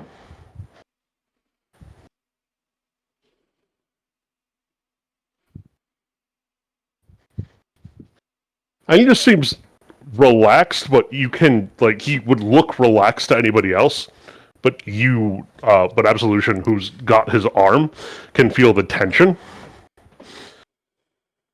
And hears him cursing himself under his breath of, why the hell did I not bring a weapon?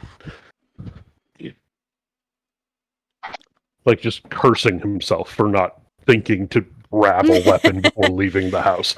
This would be the funniest time to have a pack weapon. Anyway. Right. But,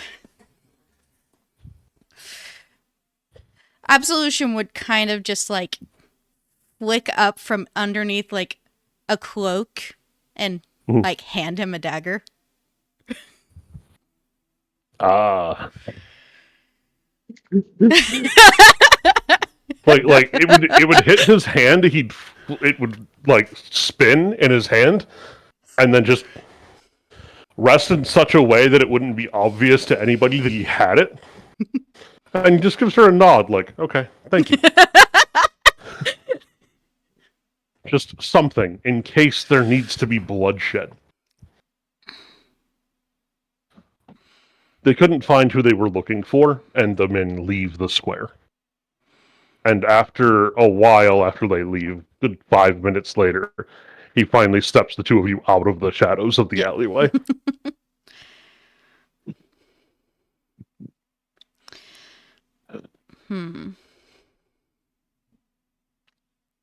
If only I'd had a weapon. If only I'd had two more people backing us up. We could have ended that gang for good. Today. And he seems mad about it. I apologize. It's not your fault.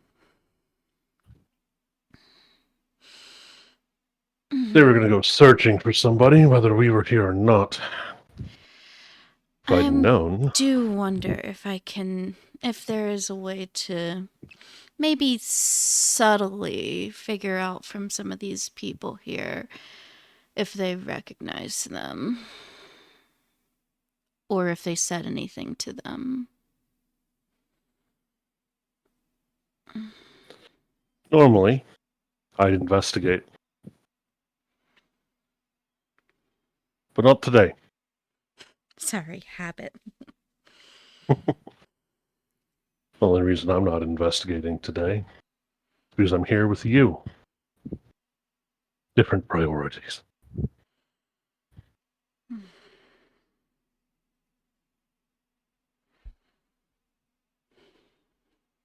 People are very interesting.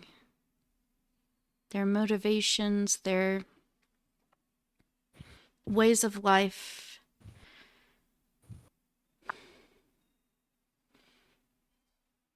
You start to recognize patterns.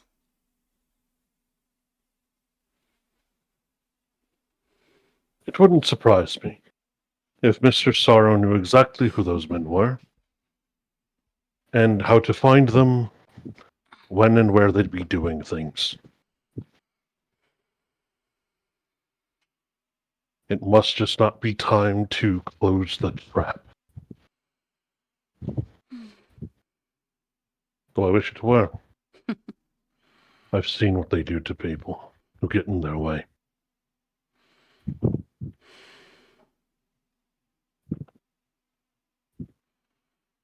And Some people, he seems to take an actual moment with that. some people are quite cruel. Not an ounce of remorse in their hearts about it either. I've met a few. Same.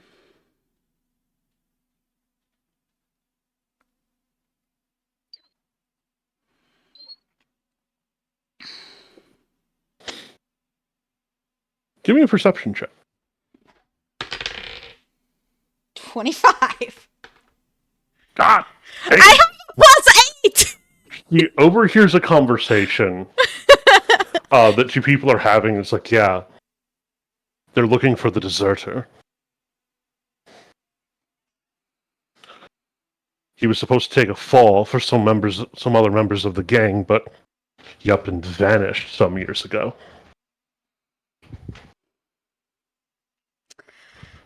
So I'm going to roll an insight on that. Mhm. This die really loves me right now because that's a 19 on the die plus 9 for a 28. Quite wonderful. This matches up to his very vague story. She'll just kind of give a slightly knowing smile.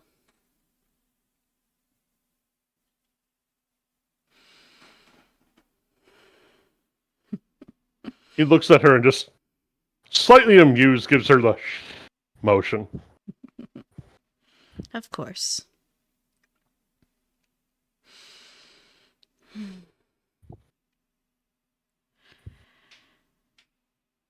They're going to let me die. Some family I had, eh?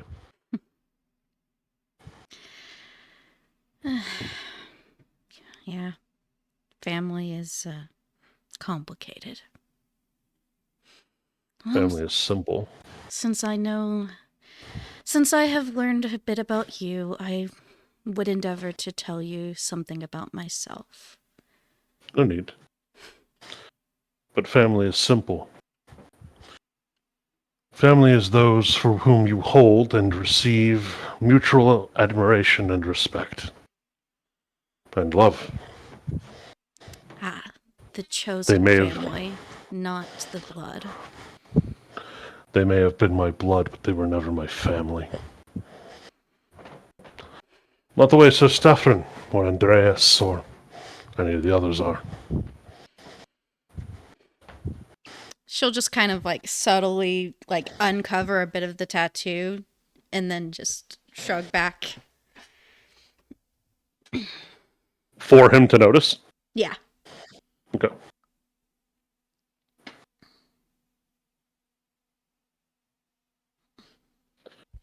As this all's going on, what's going on with Phelan and Sparrow back at the manor? Well, actually, Phelan's reading books. I was reading a lot of books. How many You at a wanna know- time? Fuck. What's your in? Yeah. We're reading 3 books at a time, bro. Not very good. Eventually, we Well, abandoned one one second. book to read 2 at a time.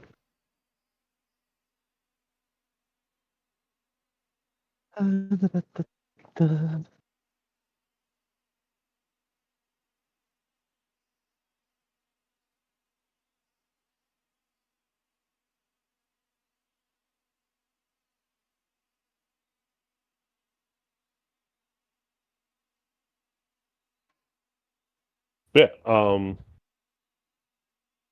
Give me a investigation check with advantage. I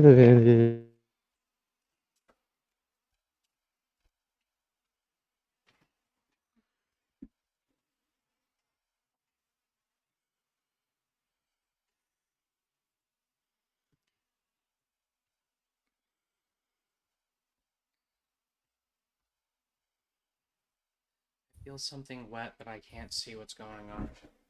There is a little bit of blood. Okay.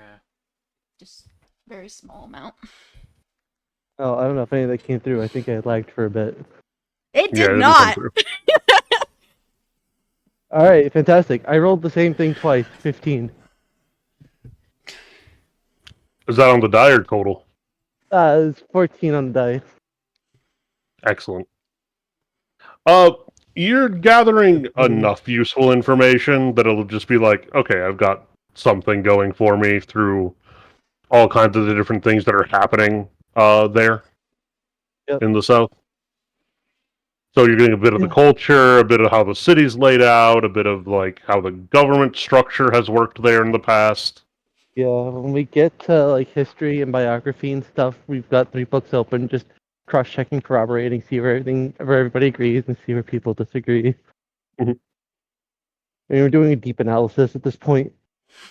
You actually found a book on the last person to govern that territory. Sweet. One Excellence Reign. Uh-huh.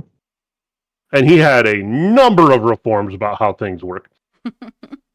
He actually put a lot of power back into the hands of, like, not quite ordinary citizens, but like the merchant class and Right. his kind of more local governors Man that has are from recreated the middle class. basically, yeah. Alright. Well, and also he had several initiatives that prevented people from, starving during a drought. Right. Like he straight up like made the whole area more prosperous. Like the poorest people there were living like much higher end people elsewhere because of things that he did. Okay. Uh, Yeah. Sorry. that's kind of what you're getting up until dinner time. Yep. Sparrow has gathered a crowd of 18 of the different serving men and serving women who are just listening to him play.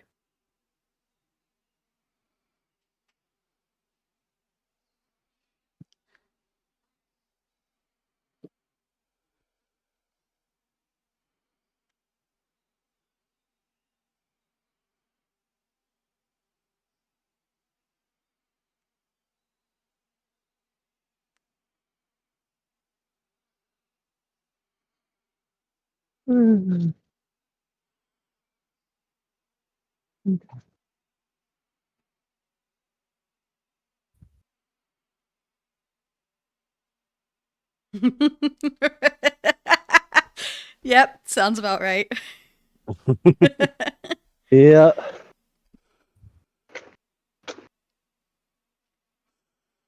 Yep. This actually gets bad enough to where both of Sorrow's butlers, the male and female heads of staff, come to break it up. So one very large minotaur and a much smaller elven woman are basically telling people back to work, leave the men alone. Somebody goes, man.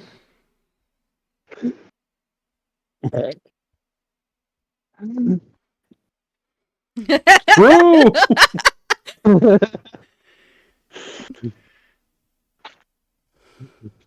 I got your back, Robin. Don't worry. Sparrow, very pretty. Wait, that's a he? There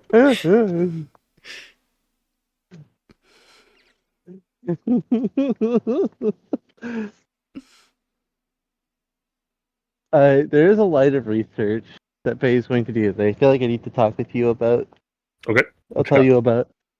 At the point where she's very certain that the teammates have gone, she packs away even the personal reading and starts to like dig into uh, the history of dragons because he's trying to trace back her dragon blood, trying to figure out where it came from.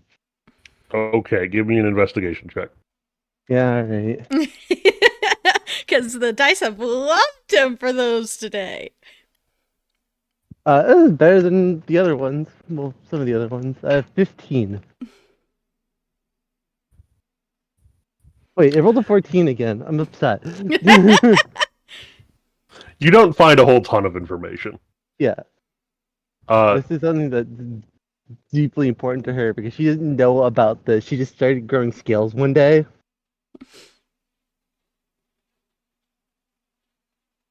So this is going to be probably a thing that she's investigating a lot.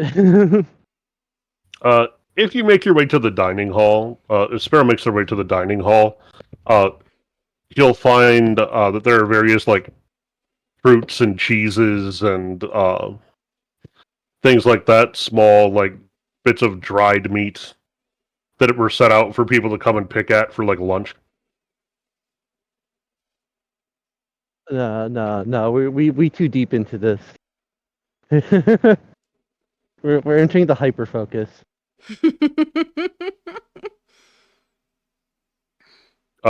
Kazu, give me a perception check real quick. Yeah, At disadvantage because we're entering the hyper focus. Uh, 4. Excellent. You didn't notice the serving woman who brought you a plate of cheese and apples. Beautiful. Or the cheese and apples. What I would think would be even funnier is if Or anybody she else in didn't the room. notice them and started eating them anyway. Maru, please. What you got? No, the acid might delete like eating at the fruit that she like subconsciously noticing it but not acknowledging Actually it. Yeah. knowing Okay, yeah. see it. So it's an empty plate that once contained cheeses and an apple. Yeah. She like notices on the like second to last thing, he's like, huh? Where did this come from?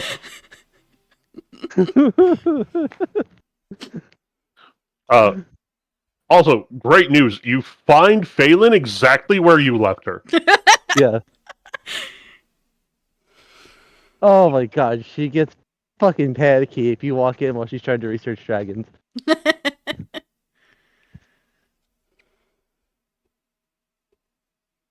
Yeah, that's like, exactly when he walks in. yeah, just like straight scoops up like book closed, scoops slid onto the seat so you can't see it. Fucking opens up another book where she had left off before. Does not matter. Doesn't fucking matter that it's obvious that she's hiding something. It's more important that you don't know what it is.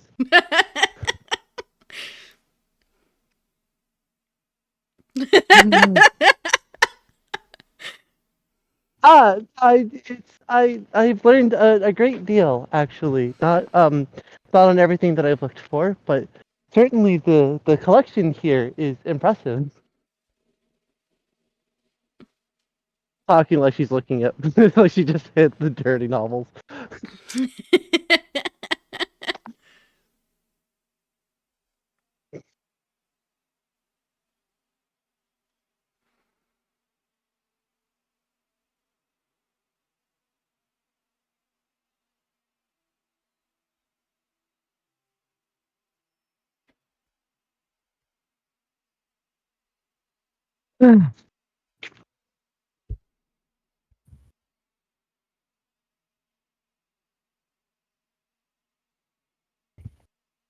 Well,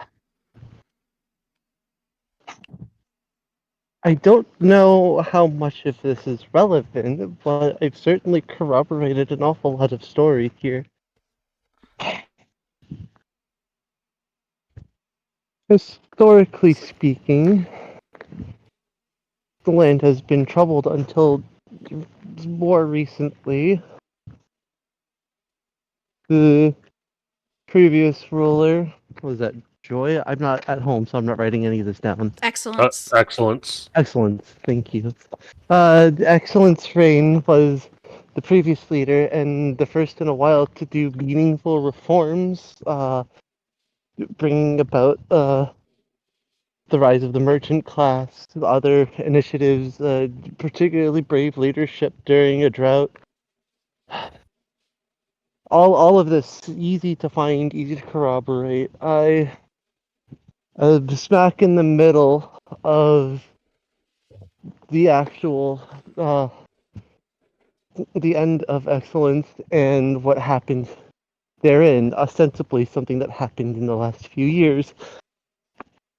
Sorrow certainly has a book. I wouldn't expect it to find in any other libraries in the area, but suffice to say, if you need to know the history of the area, I probably have an answer.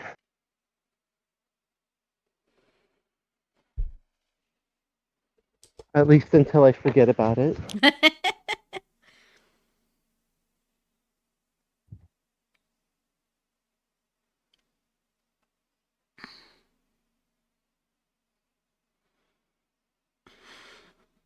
Yeah, for at least the next couple of days, I am sort of an expert on the history and culture.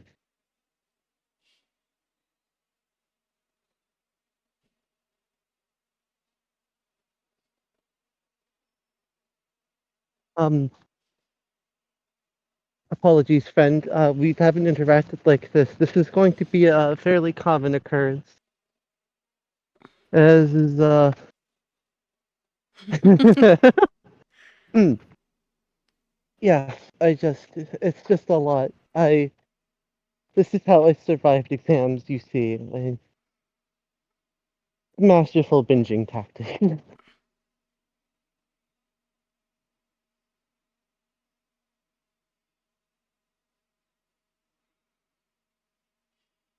Eventually, instead of processing it, I will simply forget it until more needs to be learned.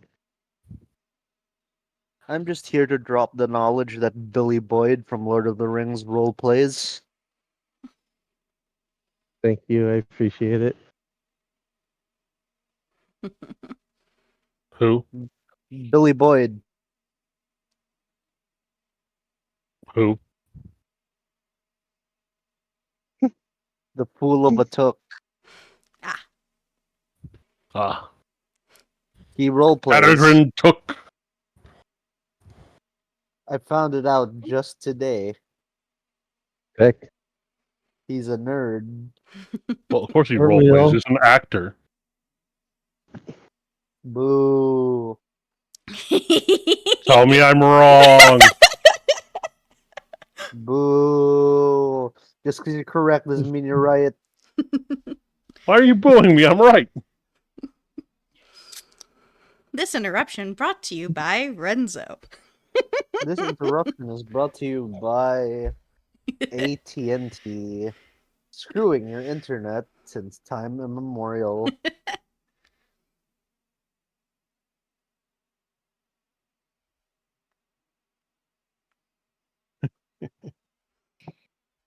All right, you guys are not going to have any more discoveries before it's almost dinner time.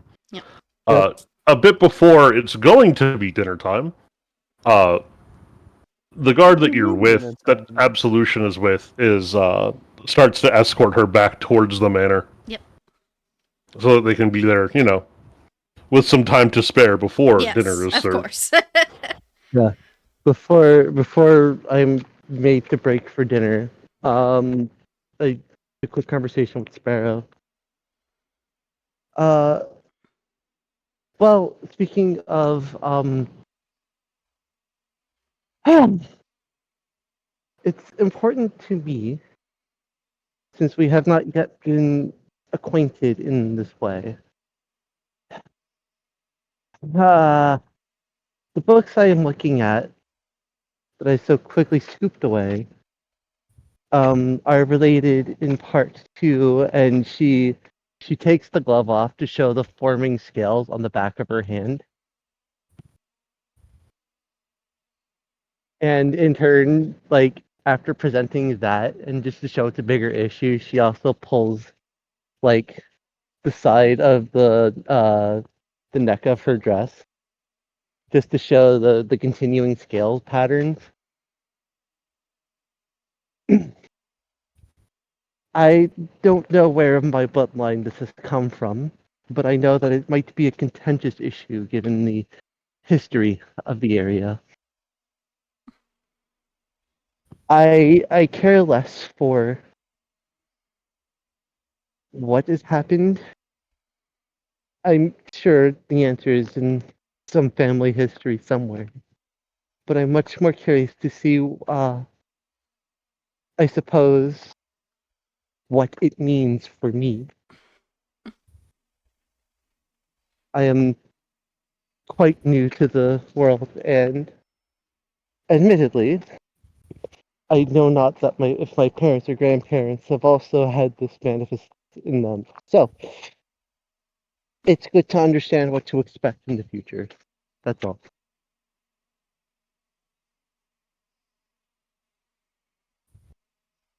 I suppose we should eat though.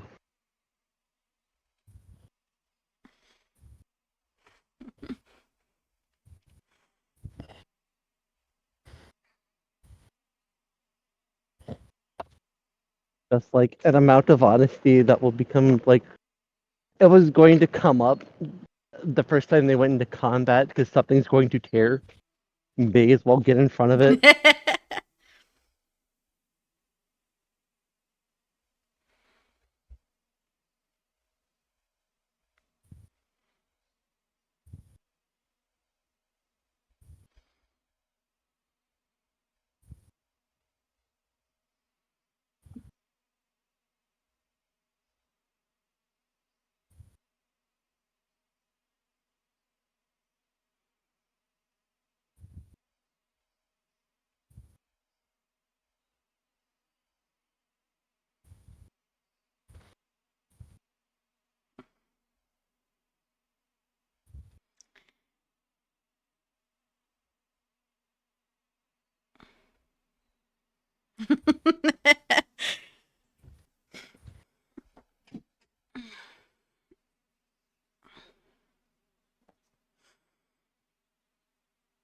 Yeah,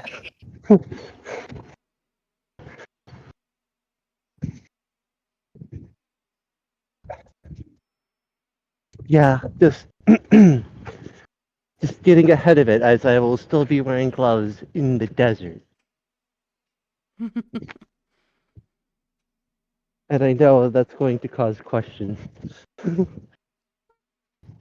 not there, but I'd be like, I mean, actually, it's pretty common to cover your skin in desert environments. Thick fucking leather, ain't it? Yeah, not thick leather though.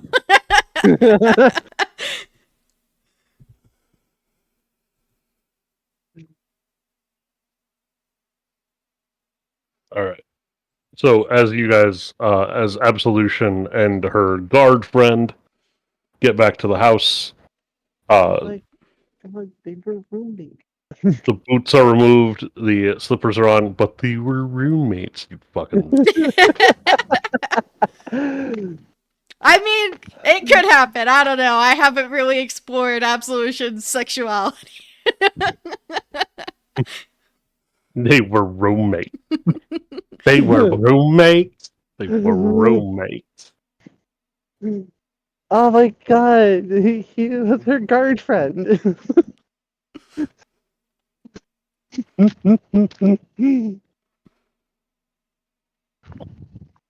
They were roommates. Anyway, Something I can't keep up with PC culture. anyway, helps her back into the house, kind of bows and just like, I'm gonna go wash up. And disappears off into the house. Yep.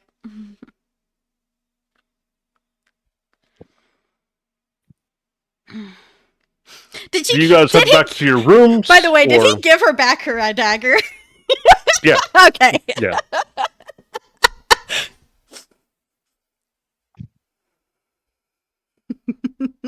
Oh, no. He starts to walk away with it and goes, "Oh, this is yours," and he just tosses it to her. Yep.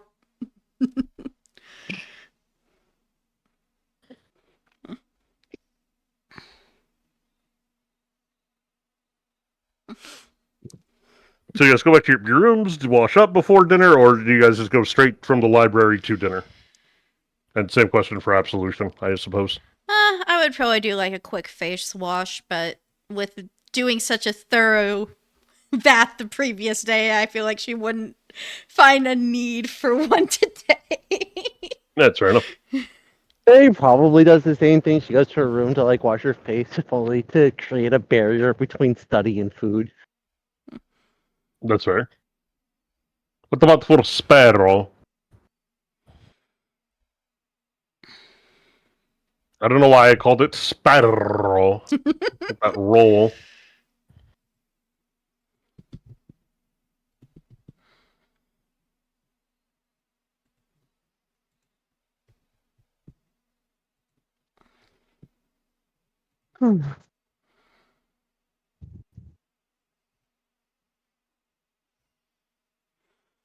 Robin.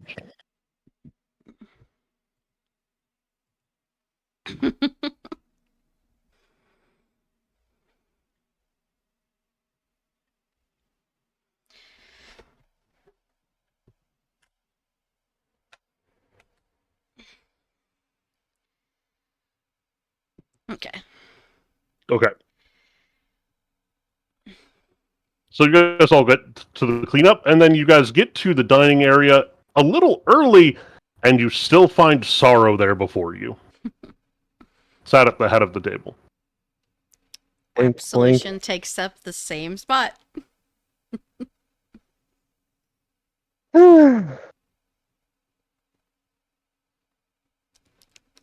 And they taste the same spot.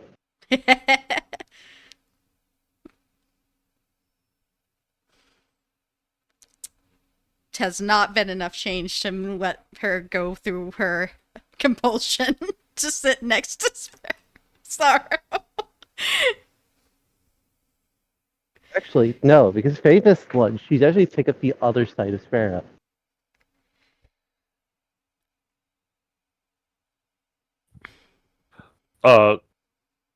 So Sir Stefan comes in. He looks to be cleaned and out of his armor. Andreas pops in, sees the empty seat on the other side of Sorrow, and is like, "Do I get to meet?" No. Damn it. And sits on the other side of Sir Stefan. May I suggest a guest for beside me today? I had a good time out with one of the guards today. He already knows his instructions. And in that moment, he comes and sits down. And Andreas is looking at him like, "Mouser, you bitch."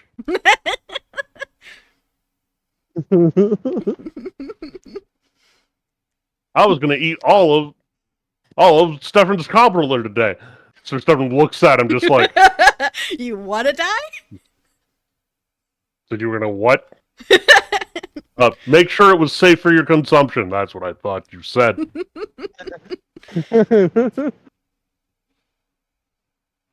that conversation sparks the thing of inspiration in Faye's mind. Like, oh shit, right, yeah. Oh no.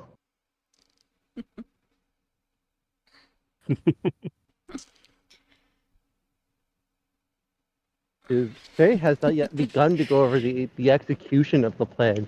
She's just learning about the area to find potential weaknesses. Yep. Yeah. We'll have a long walk, I'm sure, to discuss the intricacies. Later. Yeah. Yeah, we don't have to think about the execution, which is why she hasn't yet. It's just, well, between that and studying about dragons, she hasn't had the time.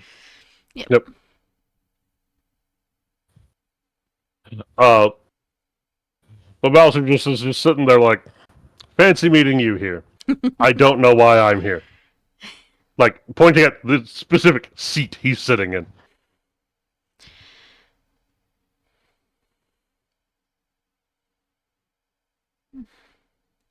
And Sorrow just smiles. She doesn't play dice with the universe. She plays an ineffable game of her own devising. Yep. I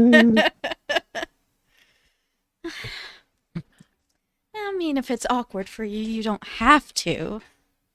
But I did enjoy your company today. I choose life. My boss said to be here. That's just where I am. Understood. What? Fuck. And Sorrow said, I'm not that terrifying.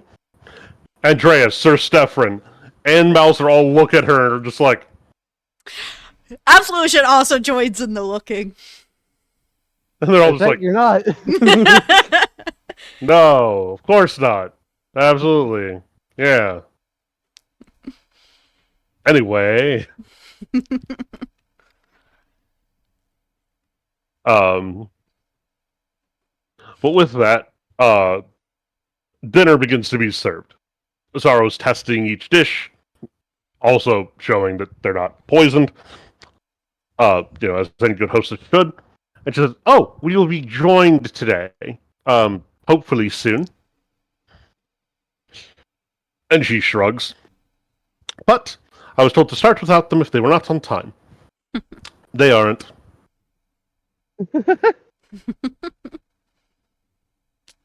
Shrug. Food. And there are 2 spots that were left intentionally open near the head of the table. I'm guessing probably on the other side of Sir Saffron, on the right of Sorrow. Andreas is taking up Stefan's immediate right. Yeah, and then there's 2 after that. Got it. Yep. And then the door opens, and in walks a tiefling who stands at 6'5" before his horns.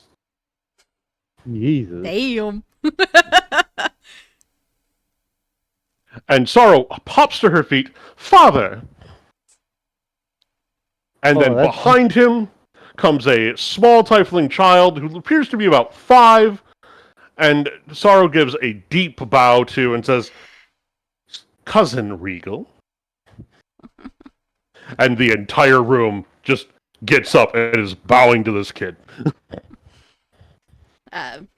Absolution would give a bow as well. Everybody else is doing it. When in Rome.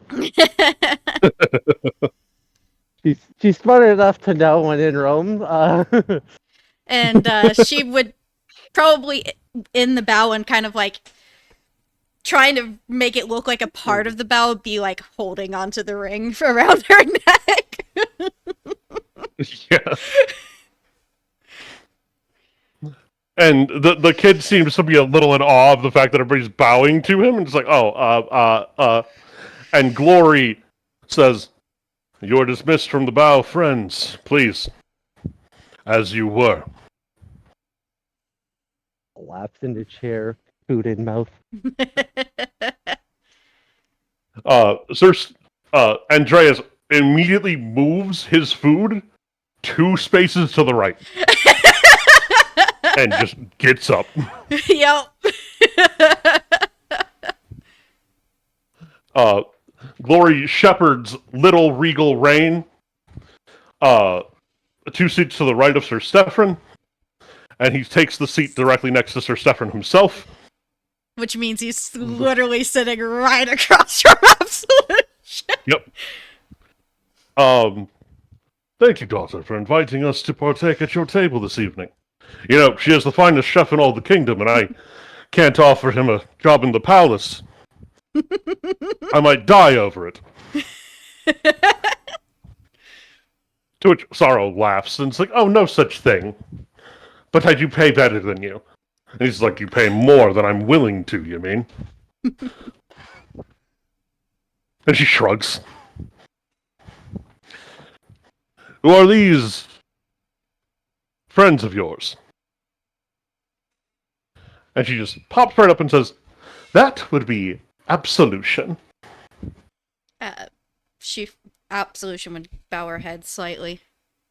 Next to her would be a wonderful musician named Sparrow.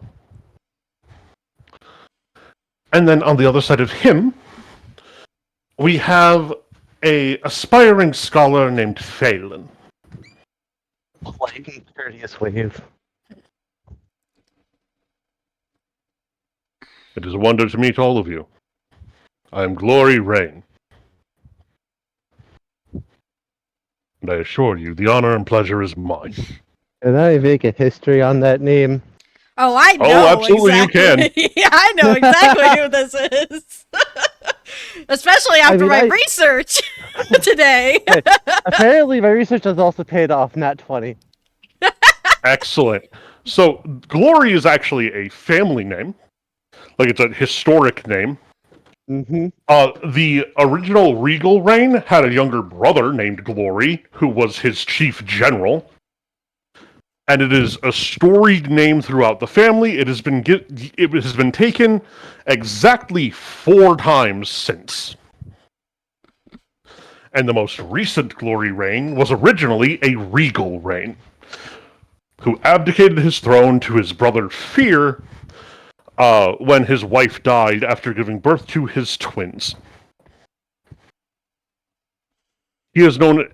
This current iteration of Glory is known for his military prowess. He put down 2 rebellions for his brother, and put down 2 full swing rebellions for his brother, and has crushed several smaller insurrections when they've propped up around the kingdom, both for his father, and one when he was quite young. When he was 14, he developed the strategy for taking down an insurrection for his grandfather. Ah. He has a storied military history. Phelan pretty much. And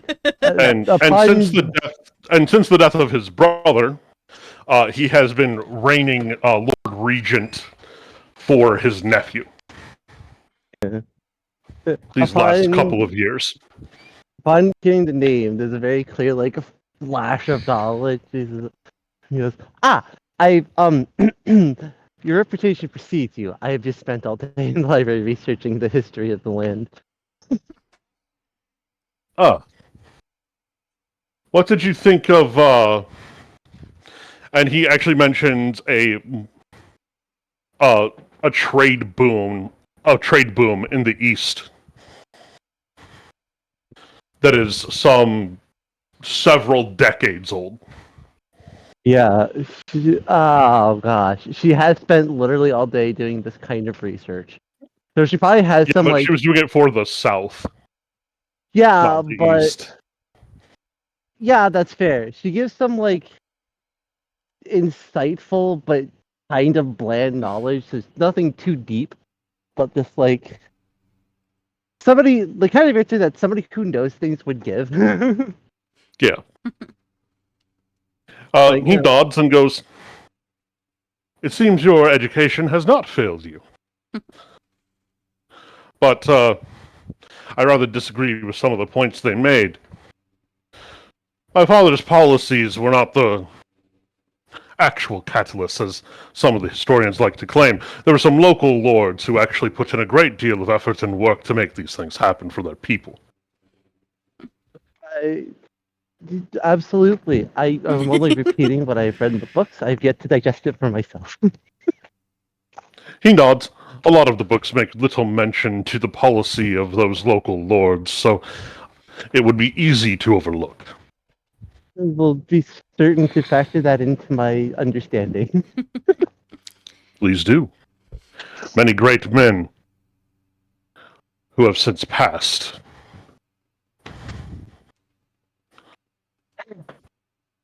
Right. Many I learned from.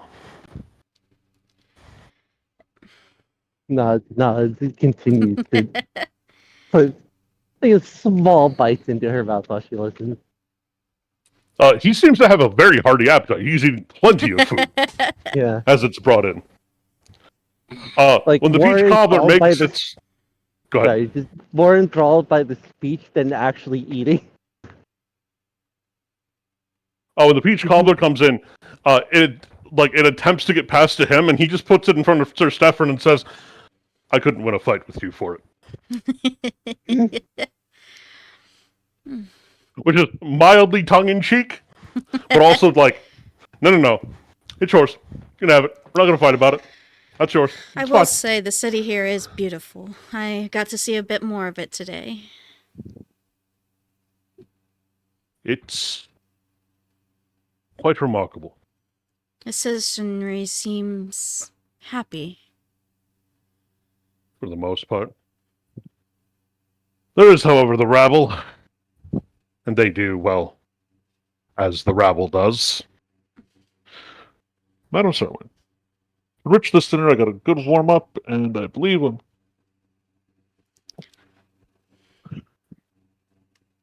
And Sorrow just like, oh, I cannot allow a guest to do such a thing unless that's what they want, but then it would be impolite to deny a guest their request. Quite the conundrum. Her father looks at her, rolls his eyes, and is just like, well, if he wants to perform, allow him.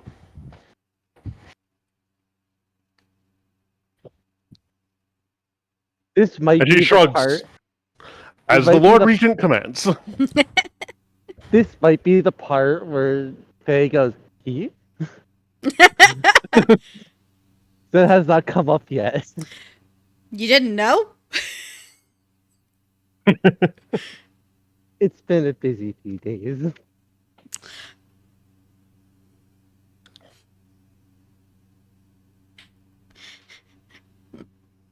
I could also see a jab of like, not everyone is quite so observant.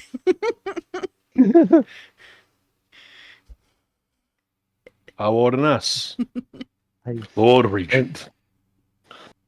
Dispense with such formality. You are a guest in my daughter's house. Her name is Sorrow, mine glory.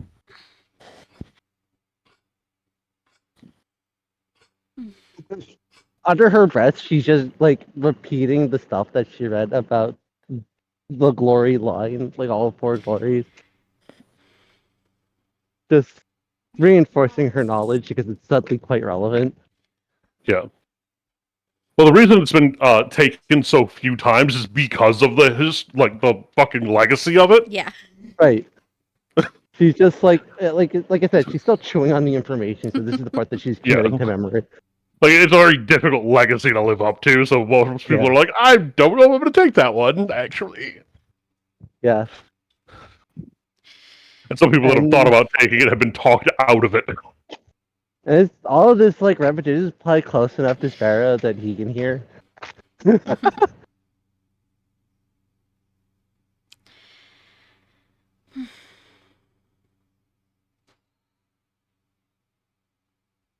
Mm. The song comes from my homeland.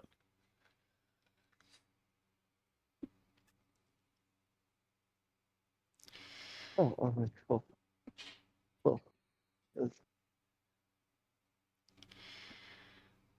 Oh, and do excuse me if you believe this to be too deep a conversation for dinner and ignore it, but what are everyone's thoughts on redemption?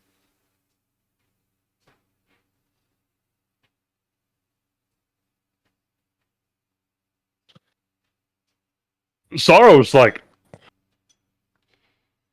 most similarity in tune attitude to an upbeat Jenny of Oldstones and when to cast unearthly chorus to enhance performance. All right, give me that performance check, by the way. Ah, my God. Unearthly chorus. That's going to give Faye chills.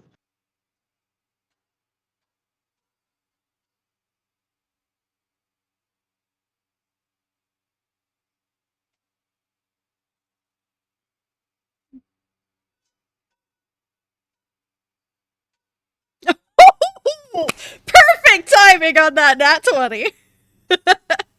Oh, we Yeah, love this goes those crazy. in character moments. 28. Nice.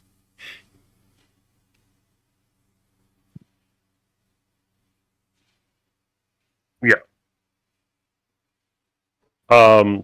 Excellent. Yeah, it's an amazing performance. The question that Absolution asks is very quickly forgotten as everybody's just focused on the Yeah. performance. Yep, nope, understandable. 100% understandable.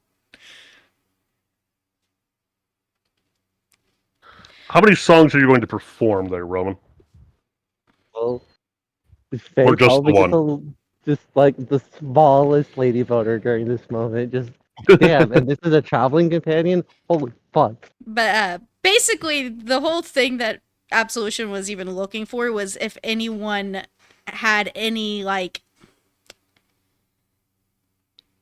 specific, like, twinges at the word. But, like you said, performance was Give me amazing. that perception check, actually. 25. Nice. Nobody outwardly has any, like, big twinges for it. Mm-hmm. But you do get a raised eyebrow from Mouser. Like, well, the fuck? Why are you asking that conversation at dinner? Uh,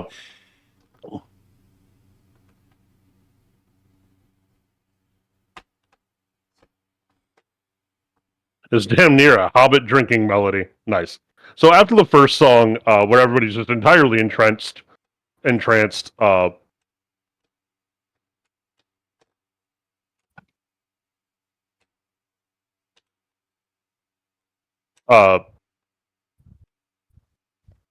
right. Anyway, so after the first song, people kind of go back towards having conversation along with the performance Yeah. and the eating. But for that first song, everybody's pretty much just watching the performance. Not even eating. Just performance. It's great. It's wonderful. When it comes back around, Glory says, I have my thoughts on the concept of redemption. The real question is, though, can anything ever be redeemed? That is difficult. Because the actions of our pasts are, well, immutable. They have happened. They cannot be changed. However, one can live their life in service to higher ideals. So while the good does not wash out the bad does not wash out a good that one performs. It is a difficult concept. It is a difficult bit of conversation. But it is one that every ruler, and he's looking at his nephew and musses his hair, must consider at some point. Specifically, whether he will allow them to seek such redemption. Even if it is not possible. I understand. I do enjoy that viewpoint. What do Faye's you got, mind cousin? brimming with recent history really considers writing an essay about this in this moment, and then quite visibly bites her tongue and goes back to eating. Sorrow then answers, well, I've gotten to see several come to me and beg for a chance at redemption, though their sins are black as night. A few I've granted, most I have not. I think that the redemption is up to the individual, and what they do with the chance given to them. Because some of those who begged me for a chance of a redemption had already squandered opportunities for it. So I suppose redemption is something you have to take when it is offered to you. And when you reject those offers, you cannot expect that they will be extended again. That's the digitation some notes onto the back of a napkin.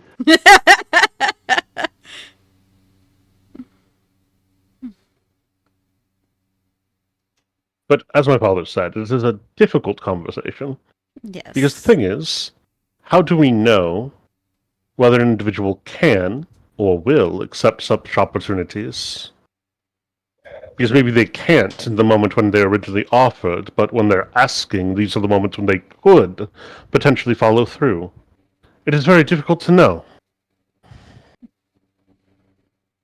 I think it is a different question to ask if one can redeem themselves as than it is to ask if one has redeemed themselves. I think there is definitely a time where one can do more good than bad.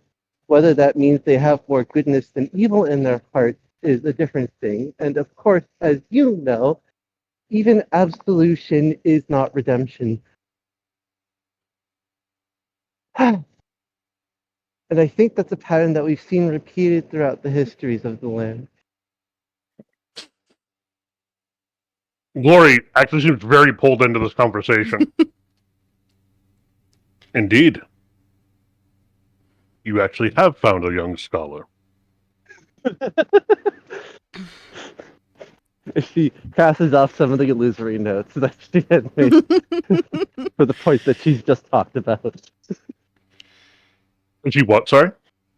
She crosses out, like with another cast presentation, she crosses out some of the notes that she had made because she made those points just now.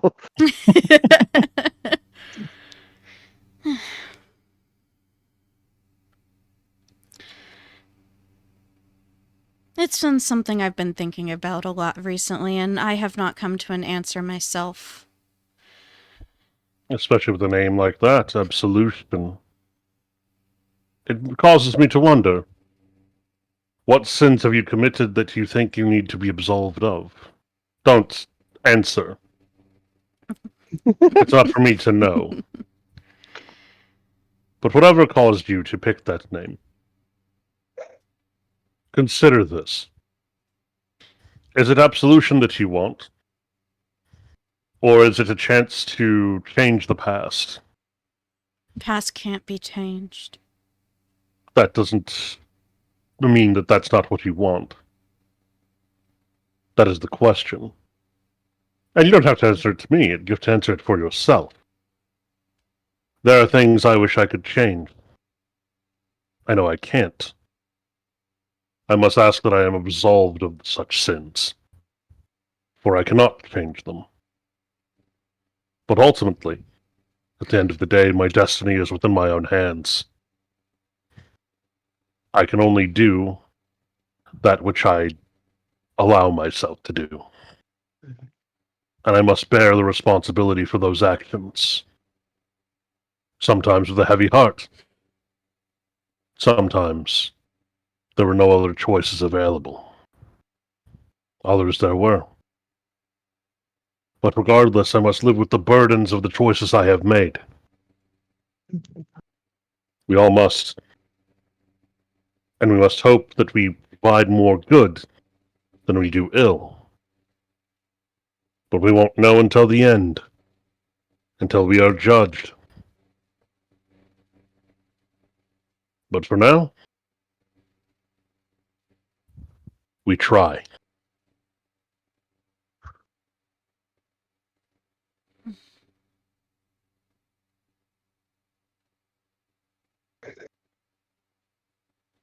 Faye has some thoughts she may even take to genuinely writing them down, but at this point, this is a paper.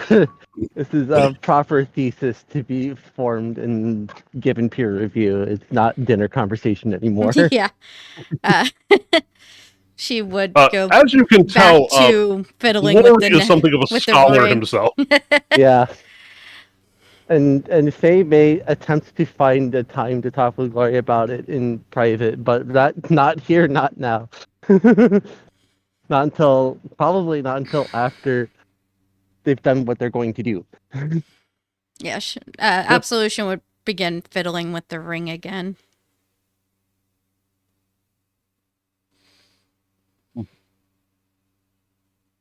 He seems to be in a conversation with the three guards at the table. He's like, Mouser, what the hell did you do to earn that spot? And the man shrugs. He says, I have no idea. I was told to sit here.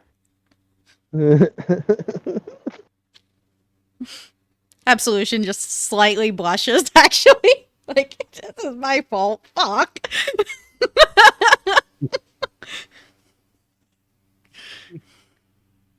Uh, for their part, Sir Stefan and Andreas are throwing out really bawdy reasons for him to be there.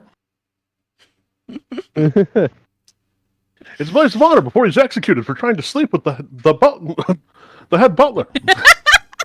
Or just this kind of bullshit, like really just throwing shit at the wall.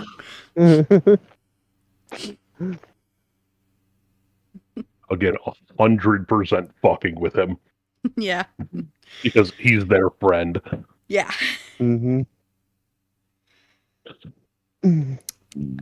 With this banter, it seems like a little bit of the tenseness in Absolution's body has kind of left. Not a ton, but a slight bit. That's someone that maybe would notice.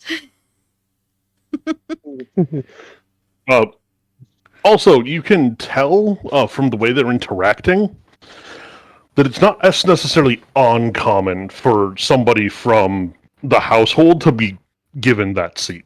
Yeah.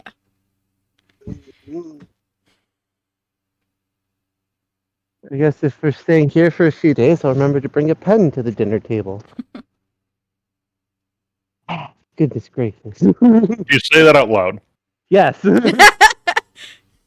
What, are you trying to record their banter for a future project? Oh, Glory no, she says. holds up. Nah, she holds up the napkin with the illusory text on and goes, like, no, you've given me a paper to write. He laughs. You'd be a favorite student of a cousin of mine. I think I was. That's maybe not a conversation for everybody to hear. Suffice to say, maybe after some adventuring, I will go back. But no, I do apologize if you found it unnerving, but I tire of small talk, and so sometimes I like to bring up just something that is aching on my mind. Or just nods. I don't find it unnerving at all. I find it good that there are people that are willing to have hard conversations.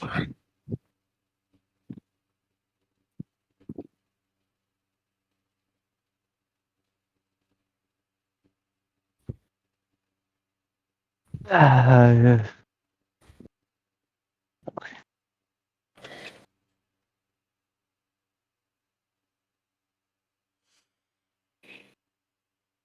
Mm.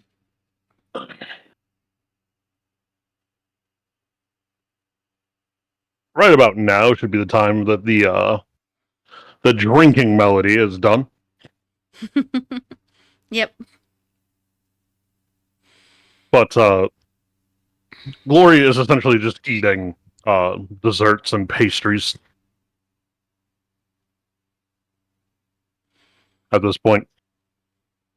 I think Faye is probably turned to heavier foods so she can spend the rest of the night thinking.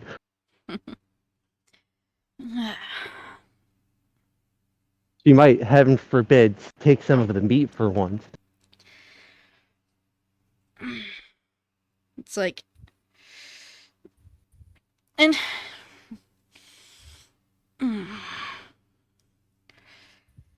Absolution will probably like squirm in her chair just a bit, kind of rubbing on where the tattoo is again. Just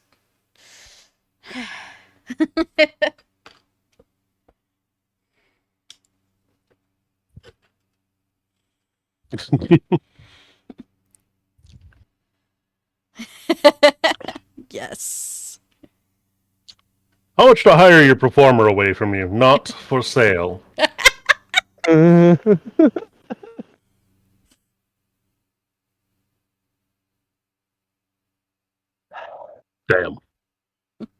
Oh well. And he takes another pastry.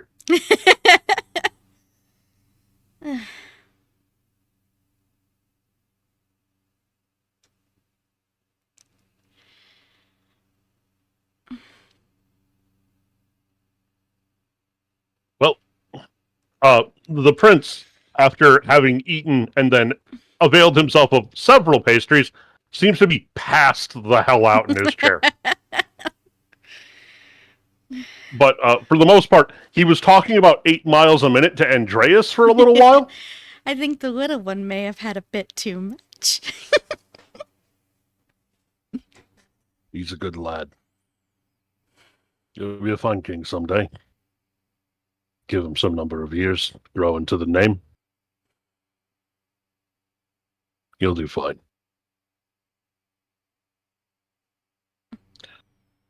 Well, with that, I think I should take my leave. Take him to a place where he can stay asleep. Yes, it was wonderful meeting you. It has And you. truly been a pleasure. It is rare that I get to meet my daughter's different compatriots, but something I've learned by meeting several of them, and though she keeps around, it'll always be interesting. Well, don't mind me for saying so, but your daughter is quite interesting as well. You don't know the half of it.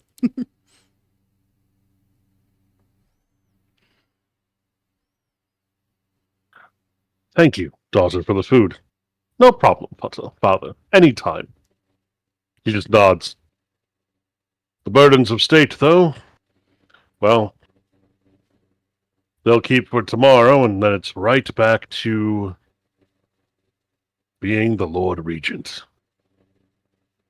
And he has like a somewhat wistful smile as he looks down at his nephew that he just then lifts up into his arm and carries away.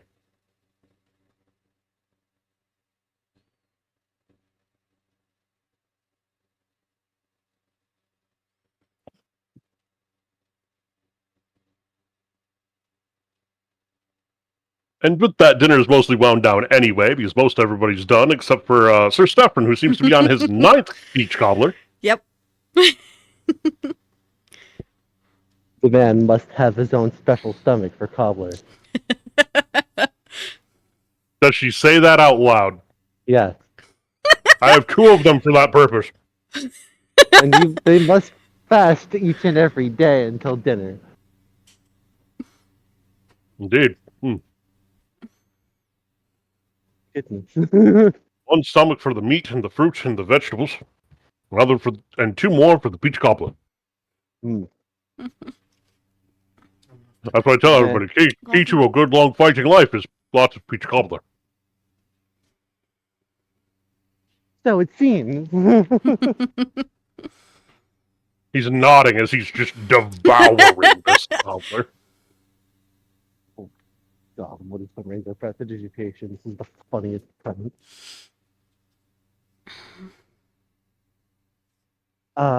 Nope. I'm not reaching over to touch that man's cobbler, Nope. no matter how funny it is. What were you going to do to his cobbler? I was going to prestidigitation to make it taste even better.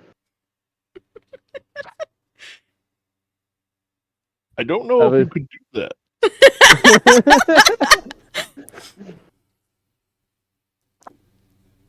Damn well, I'm not gonna try, because like I said, I'm not gonna touch that man's cobbler. I think Faye has seen enough to know that she might die if she tried.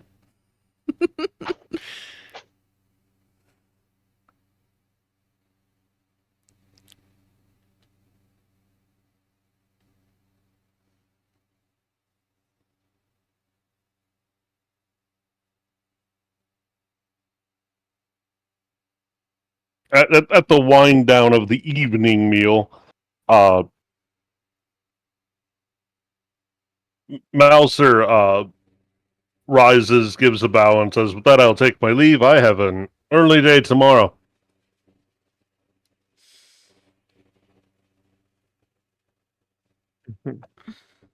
Many duties to perform, Many duties to perform, as usual. At your leave? By your leave? He's looking at Sorrow. And Sorrow looks like she's considering it and just like, maybe not. Okay, you can go. And he just laughs, bows, leaves.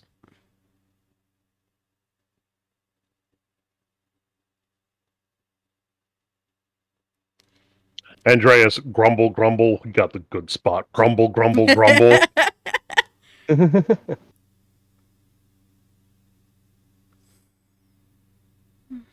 Would you like to be thrown out into the street, Andreas?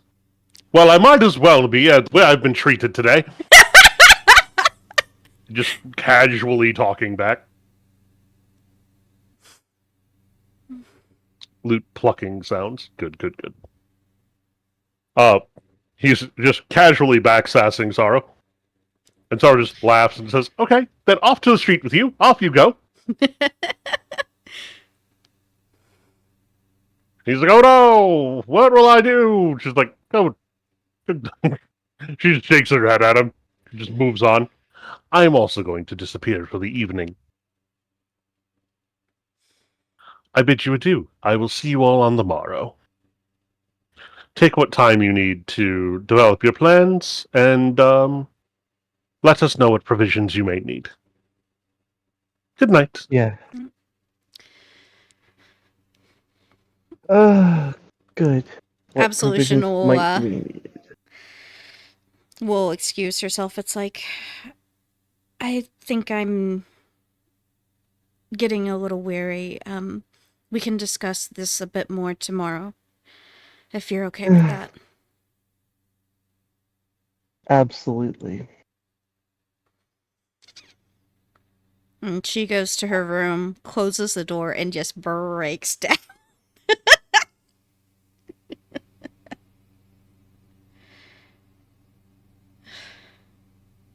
What kind of breakdown are we talking about? Like, just this overwhelmed with all the things going on, and it's like, being like, could I actually be redeemed? And like, she would probably even go into her true form at this point too. Just,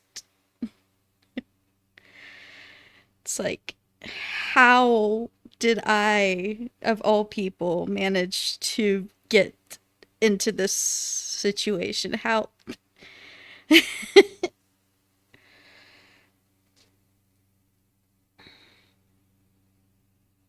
Yeah.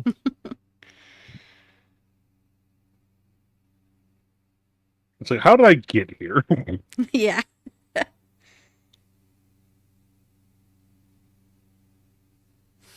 What about for Sparrow and Phelan? Balin probably starts towards the library and then changes her mind and goes to her room instead. Where she almost immediately gets to work. Well, she takes the napkin with her, by the way. And she goes to permanently write all of those notes and start to expound on them. She's starting the foundations for this paper now.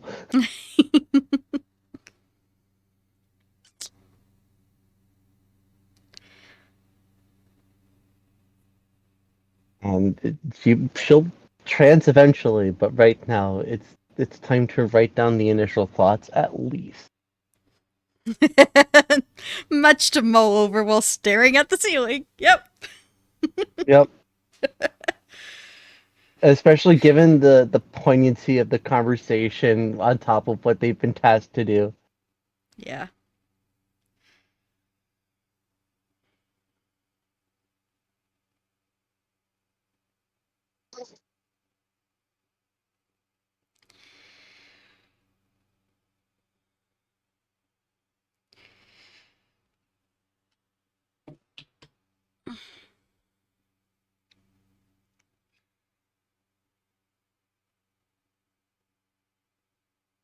All right. So that's it for the evening for everybody? Yep. Fantastic.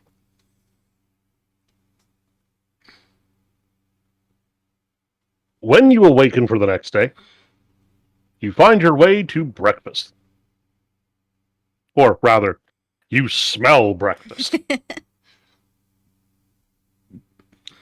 I'm not going to go through this entire day. Yep. Yeah. But just for the opening part of the day, You guys smell breakfast. You can follow it down. You'll find Sorrow there with one mouser. He's in Hey. full kit today. Huh. On duty today, I see. He nods. Yep. I'm going to be going into the prison with Madame Sorrow, Mistress Sorrow.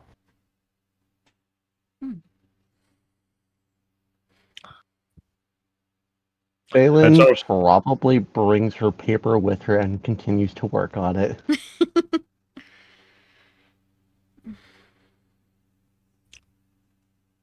Give me a history check. Mm. Alright. I don't think I'm gonna do better than last time, though. Better than that 20 at it. No. No, I'm gonna say we didn't do as good last time. What's my history? I'm proficient in the history. 14. You make some good progress. Yeah. Not great, but good. Yeah, this is like an ethics paper, not a historical one. History can inform the ethics, but God. Yeah.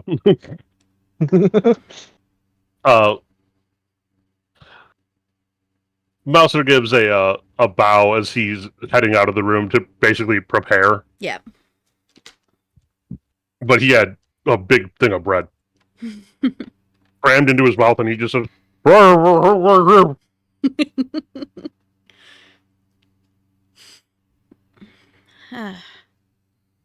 Okay, I think after breakfast we should meet again to actually bring together the plan of action. I have found several entrances, exits, and the like.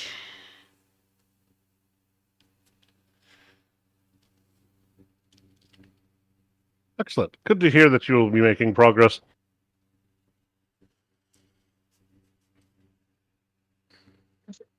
Yes, there's certainly a lot to consider.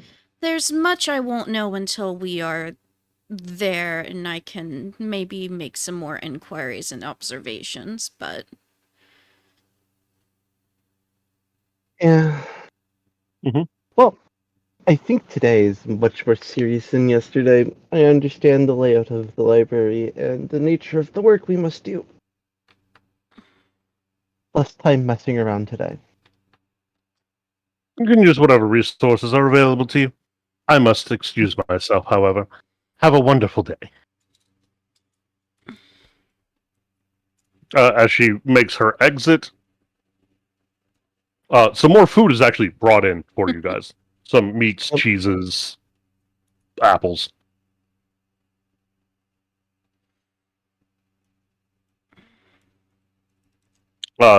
Much more of the house staff comes in, grabs some food, and then off to their various tasks. Okay, grab some extra food to go. Brain food, as it were. yeah. And yeah, it sets off to do all that stuff that she put off yesterday. Do you guys go with her? Yeah, because I want to go over the blueprints and Yeah. the intricacies of the area a little bit. Cool. Will Sparrow be going along for this planning session, or does Sparrow have other objectives for the day?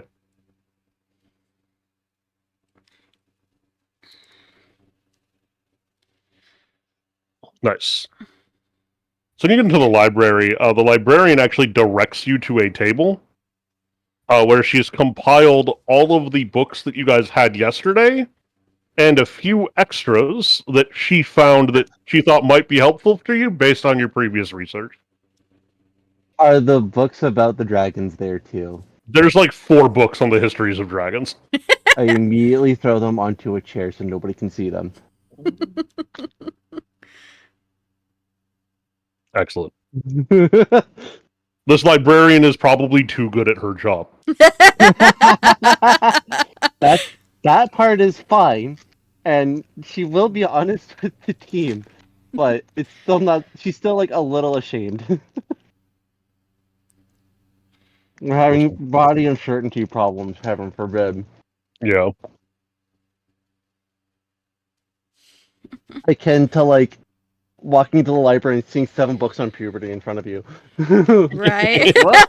Hold on. What? Hold on.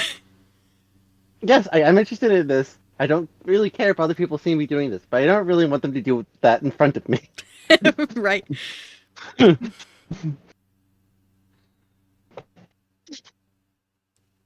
So yeah, just I'm going to allow you guys to just have your planning session. Okay. yeah. Okay. So I think you had actual blueprints yesterday. Why don't we go start with what you know? Yes, and Absolution would, of course, like point out the different entrances, exits, possibly paths of travel, like in kind of almost an unnerving level of detail of how it would work to use that specific passage. Right. It's like, have you broken into something before? Kind of You know thing. what? We're all criminals. It doesn't matter. The only thing that Faye gets out of that part of the conversation is, "Oh, you did crimes." Yeah, basically. That's fine. Oh, you were criming. All right. Okay, cool. I stole property and killed a man. You actually did some shit. You did crime. I killed a man for 5 seconds.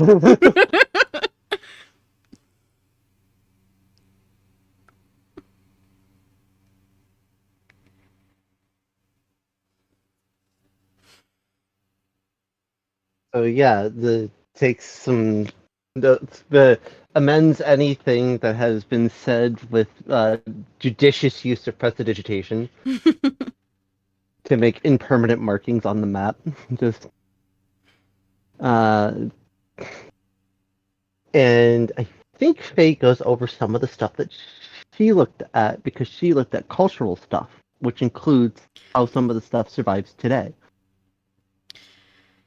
So she gives some idea of like the greater workflow of a mansion like this, and to some degree, Sorrows as well. So Yeah.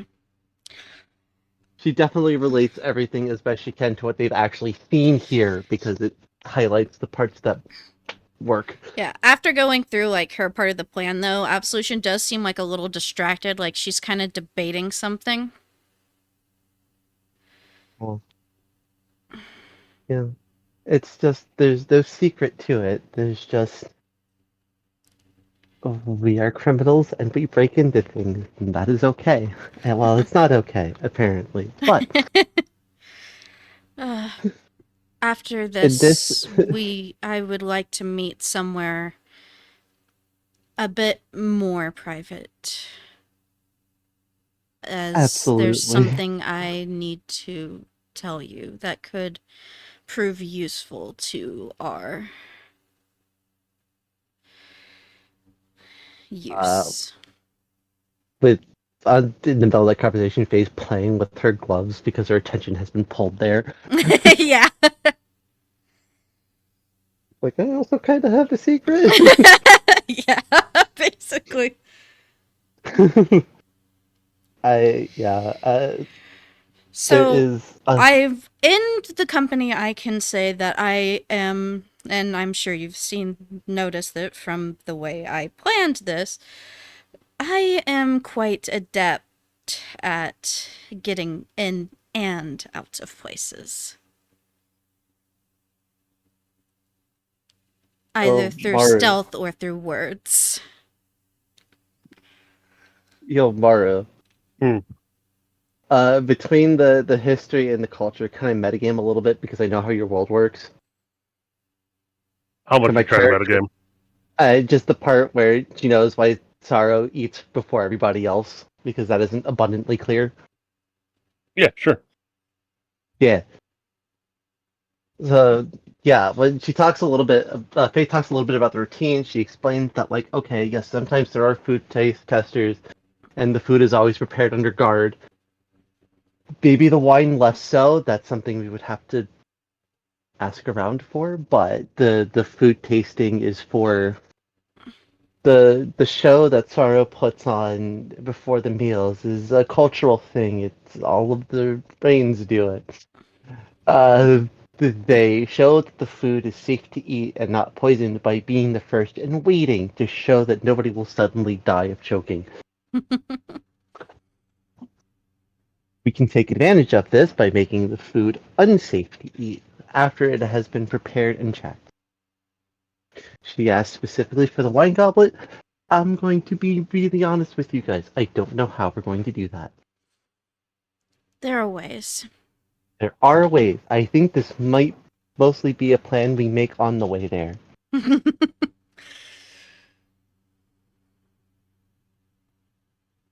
As for opportunities, and look to Sparrow because she knows Sparrow was looking at cultural stuff too.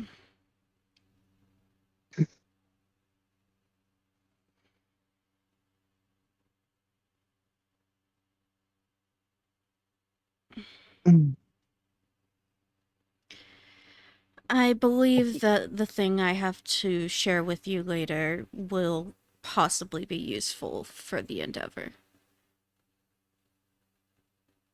Winks but nods. That is true as well. I took the liberty of looking at one of the books, just a quick skim. Some recent celebrations, I understand.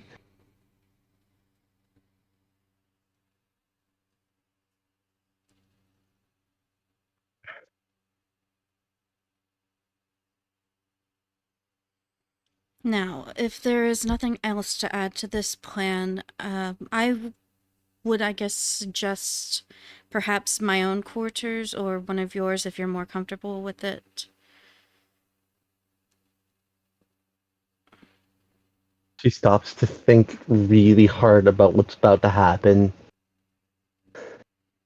I think perhaps we should go into town away from prying eyes, especially that of the owners.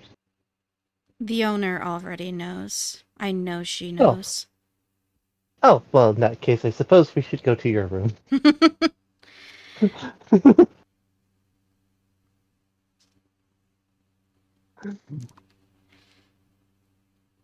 There would not be a place private enough within town either.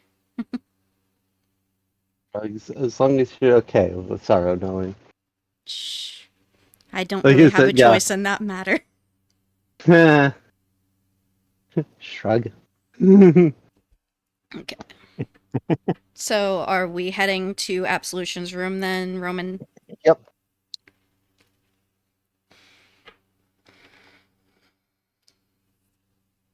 Okay.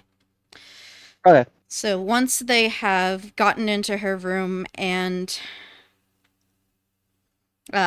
closed the door behind them, I have a unique ability, and she will change into an exact replica of Phelan. And as she speaks, her voice will match Phelan's.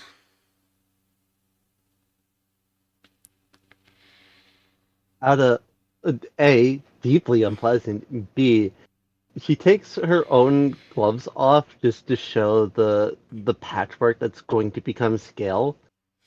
Just Well, of not a course, thing to she wouldn't have that because she would still be in her right, clothes. Her clothes don't change, but.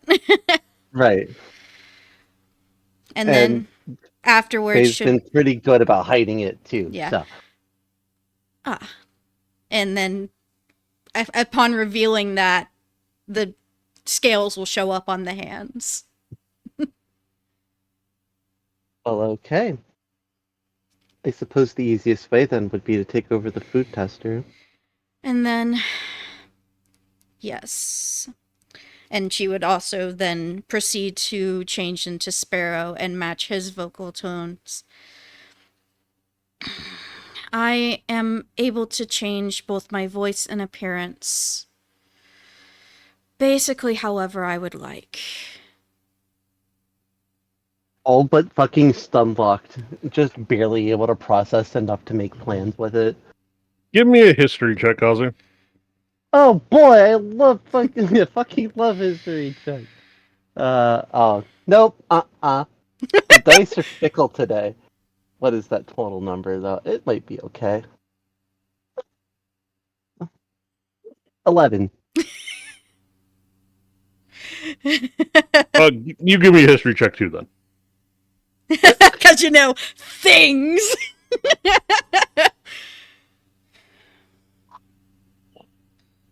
For all Now, for all Phelan fucking cares, this is Alter Self. yeah. Now, I will not go into the depths of how much, but I have done similar things Similar, before. but not the same, Roman.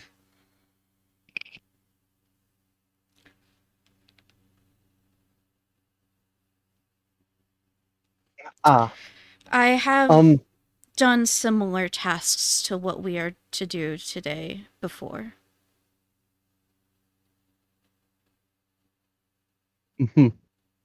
while we're sharing secrets, and she lifts the side of her dress just to show the scales, the bright red fucking dragon scales, and she goes, "If it goes violent, I suppose I should be the one in front." Oh, I will say there is one thing. If whoever I choose to mimic the look of, their clothing cannot show my left shoulder. Processing. And she'll actually turn around and lift up the back of her shirt to reveal the spider web with the spider and the belladonna flowers all around it. No matter what Ah, form I take, this cannot go away. I understand.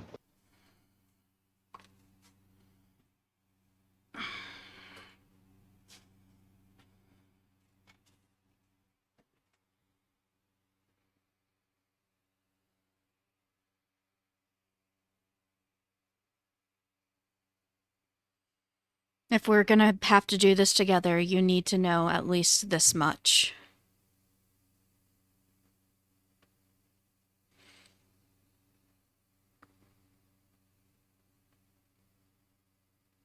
Dun dun. Dun dun.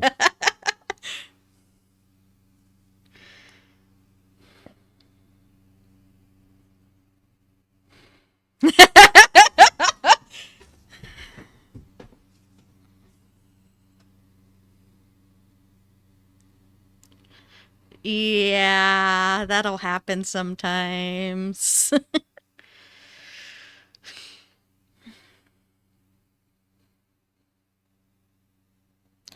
Yes, we are playing through Discord and Roll20. We have not yet had any combat, so I haven't actually brought up the Roll20, but Also, I'm not currently in the Roll20. it's where my character sheet is, so I am. But Yeah. I did cardio while we were talking.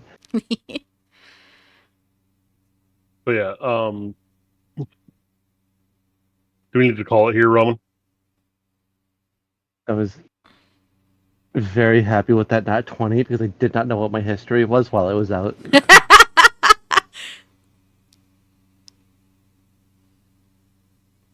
I couldn't Probably remember. soon. Okay. So we can finish the planning scene. Okay. Yep. Okay.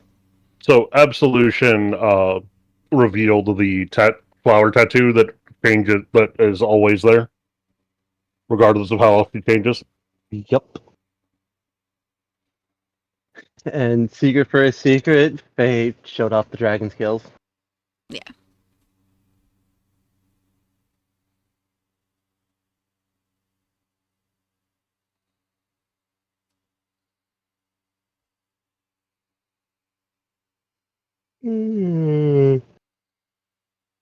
Again, if only to stop the questions from coming up Right. later. It's like, okay, cool. If there's a panic and you guys are wondering where the sorcerer is getting in front of you, don't worry about it.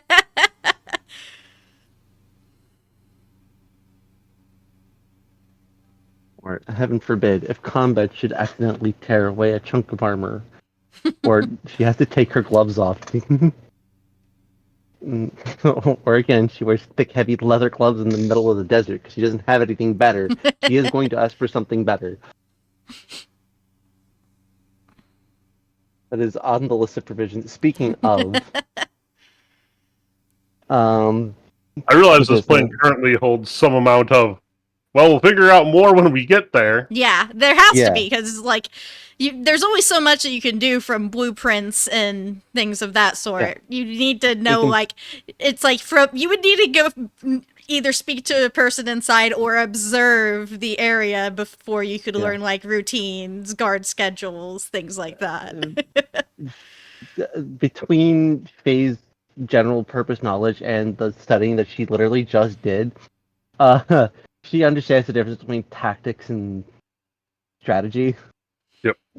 You can sit here and plan it all day, but like A what happens distraction if is always welcome though. what happens when you try to take the secret passage that you saw in the blueprint and find out that it's actually been covered over specifically to stop people like you from doing the thing that you're about to do. Yeah.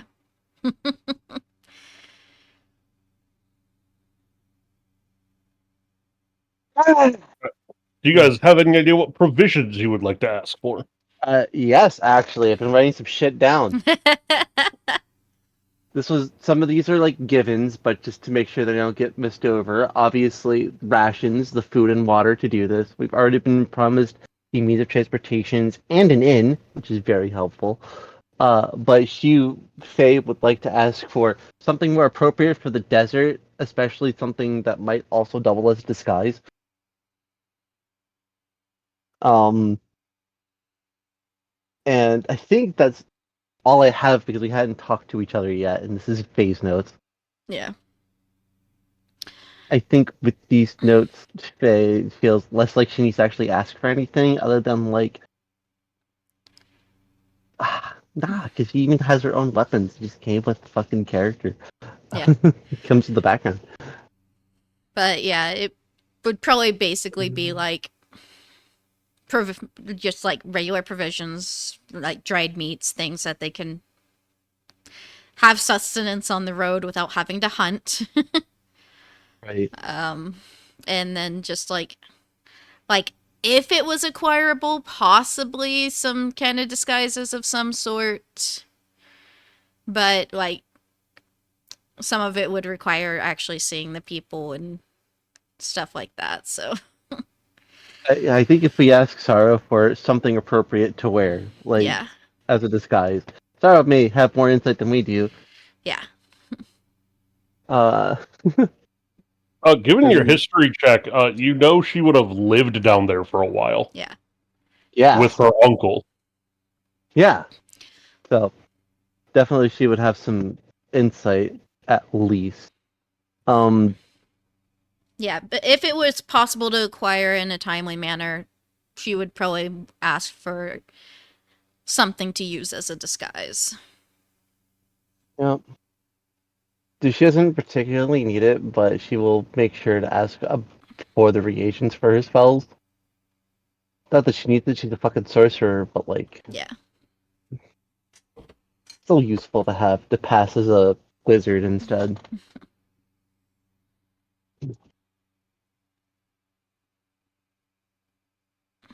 Um, Unfortunately, I think me, the player, will have to sleep on the actual supply list. Mhm. Um, the most that we can do here, as was mentioned vaguely in character, we can plan based on blueprints and choose an angle, which I think at least Faye has an idea on the angle. Take out the food tester and take his place. But we won't know how to do that until we get there. Yeah. We don't know what obstacles will be in front of us. I'm going to ask if I don't already have one for an adventuring kit. I think I already have one. An adventuring kit is a pretty good way to make sure you have a bunch of useful miscellanea.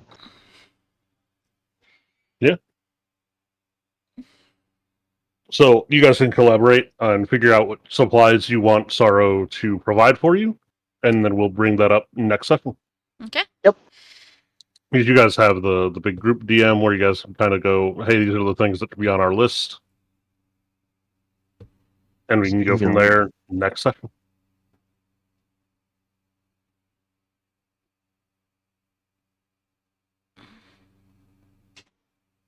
Okay.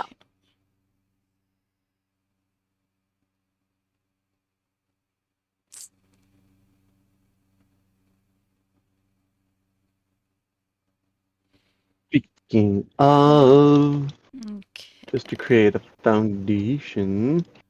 I do believe I will be raiding out to...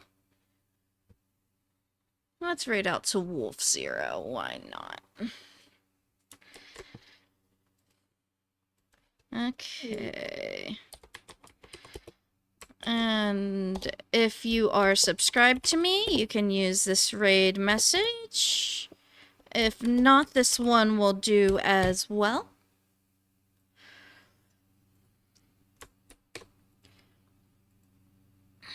And we will be heading out that way.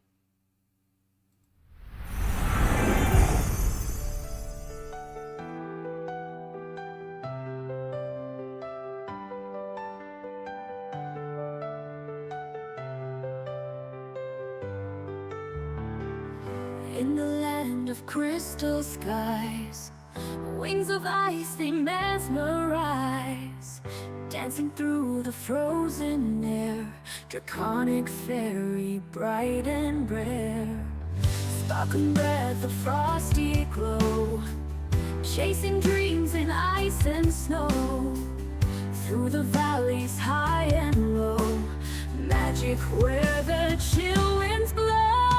Playful dragon, fairy of ice, whisper secrets cold and nice, gliding on the winter's breeze, spreading wonder with such ease.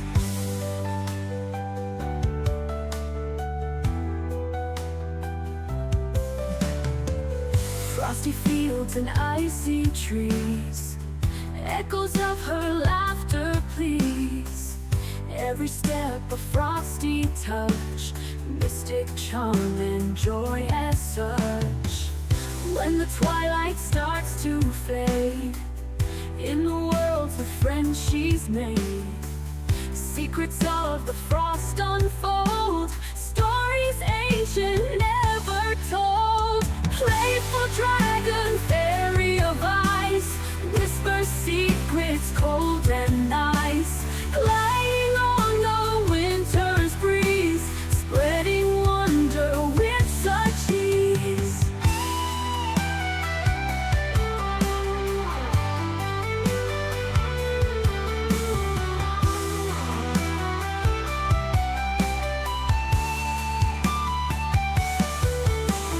Playful dragon, fairy of ice, whisper secrets cold and nice, gliding on the winter's breeze, spreading wonder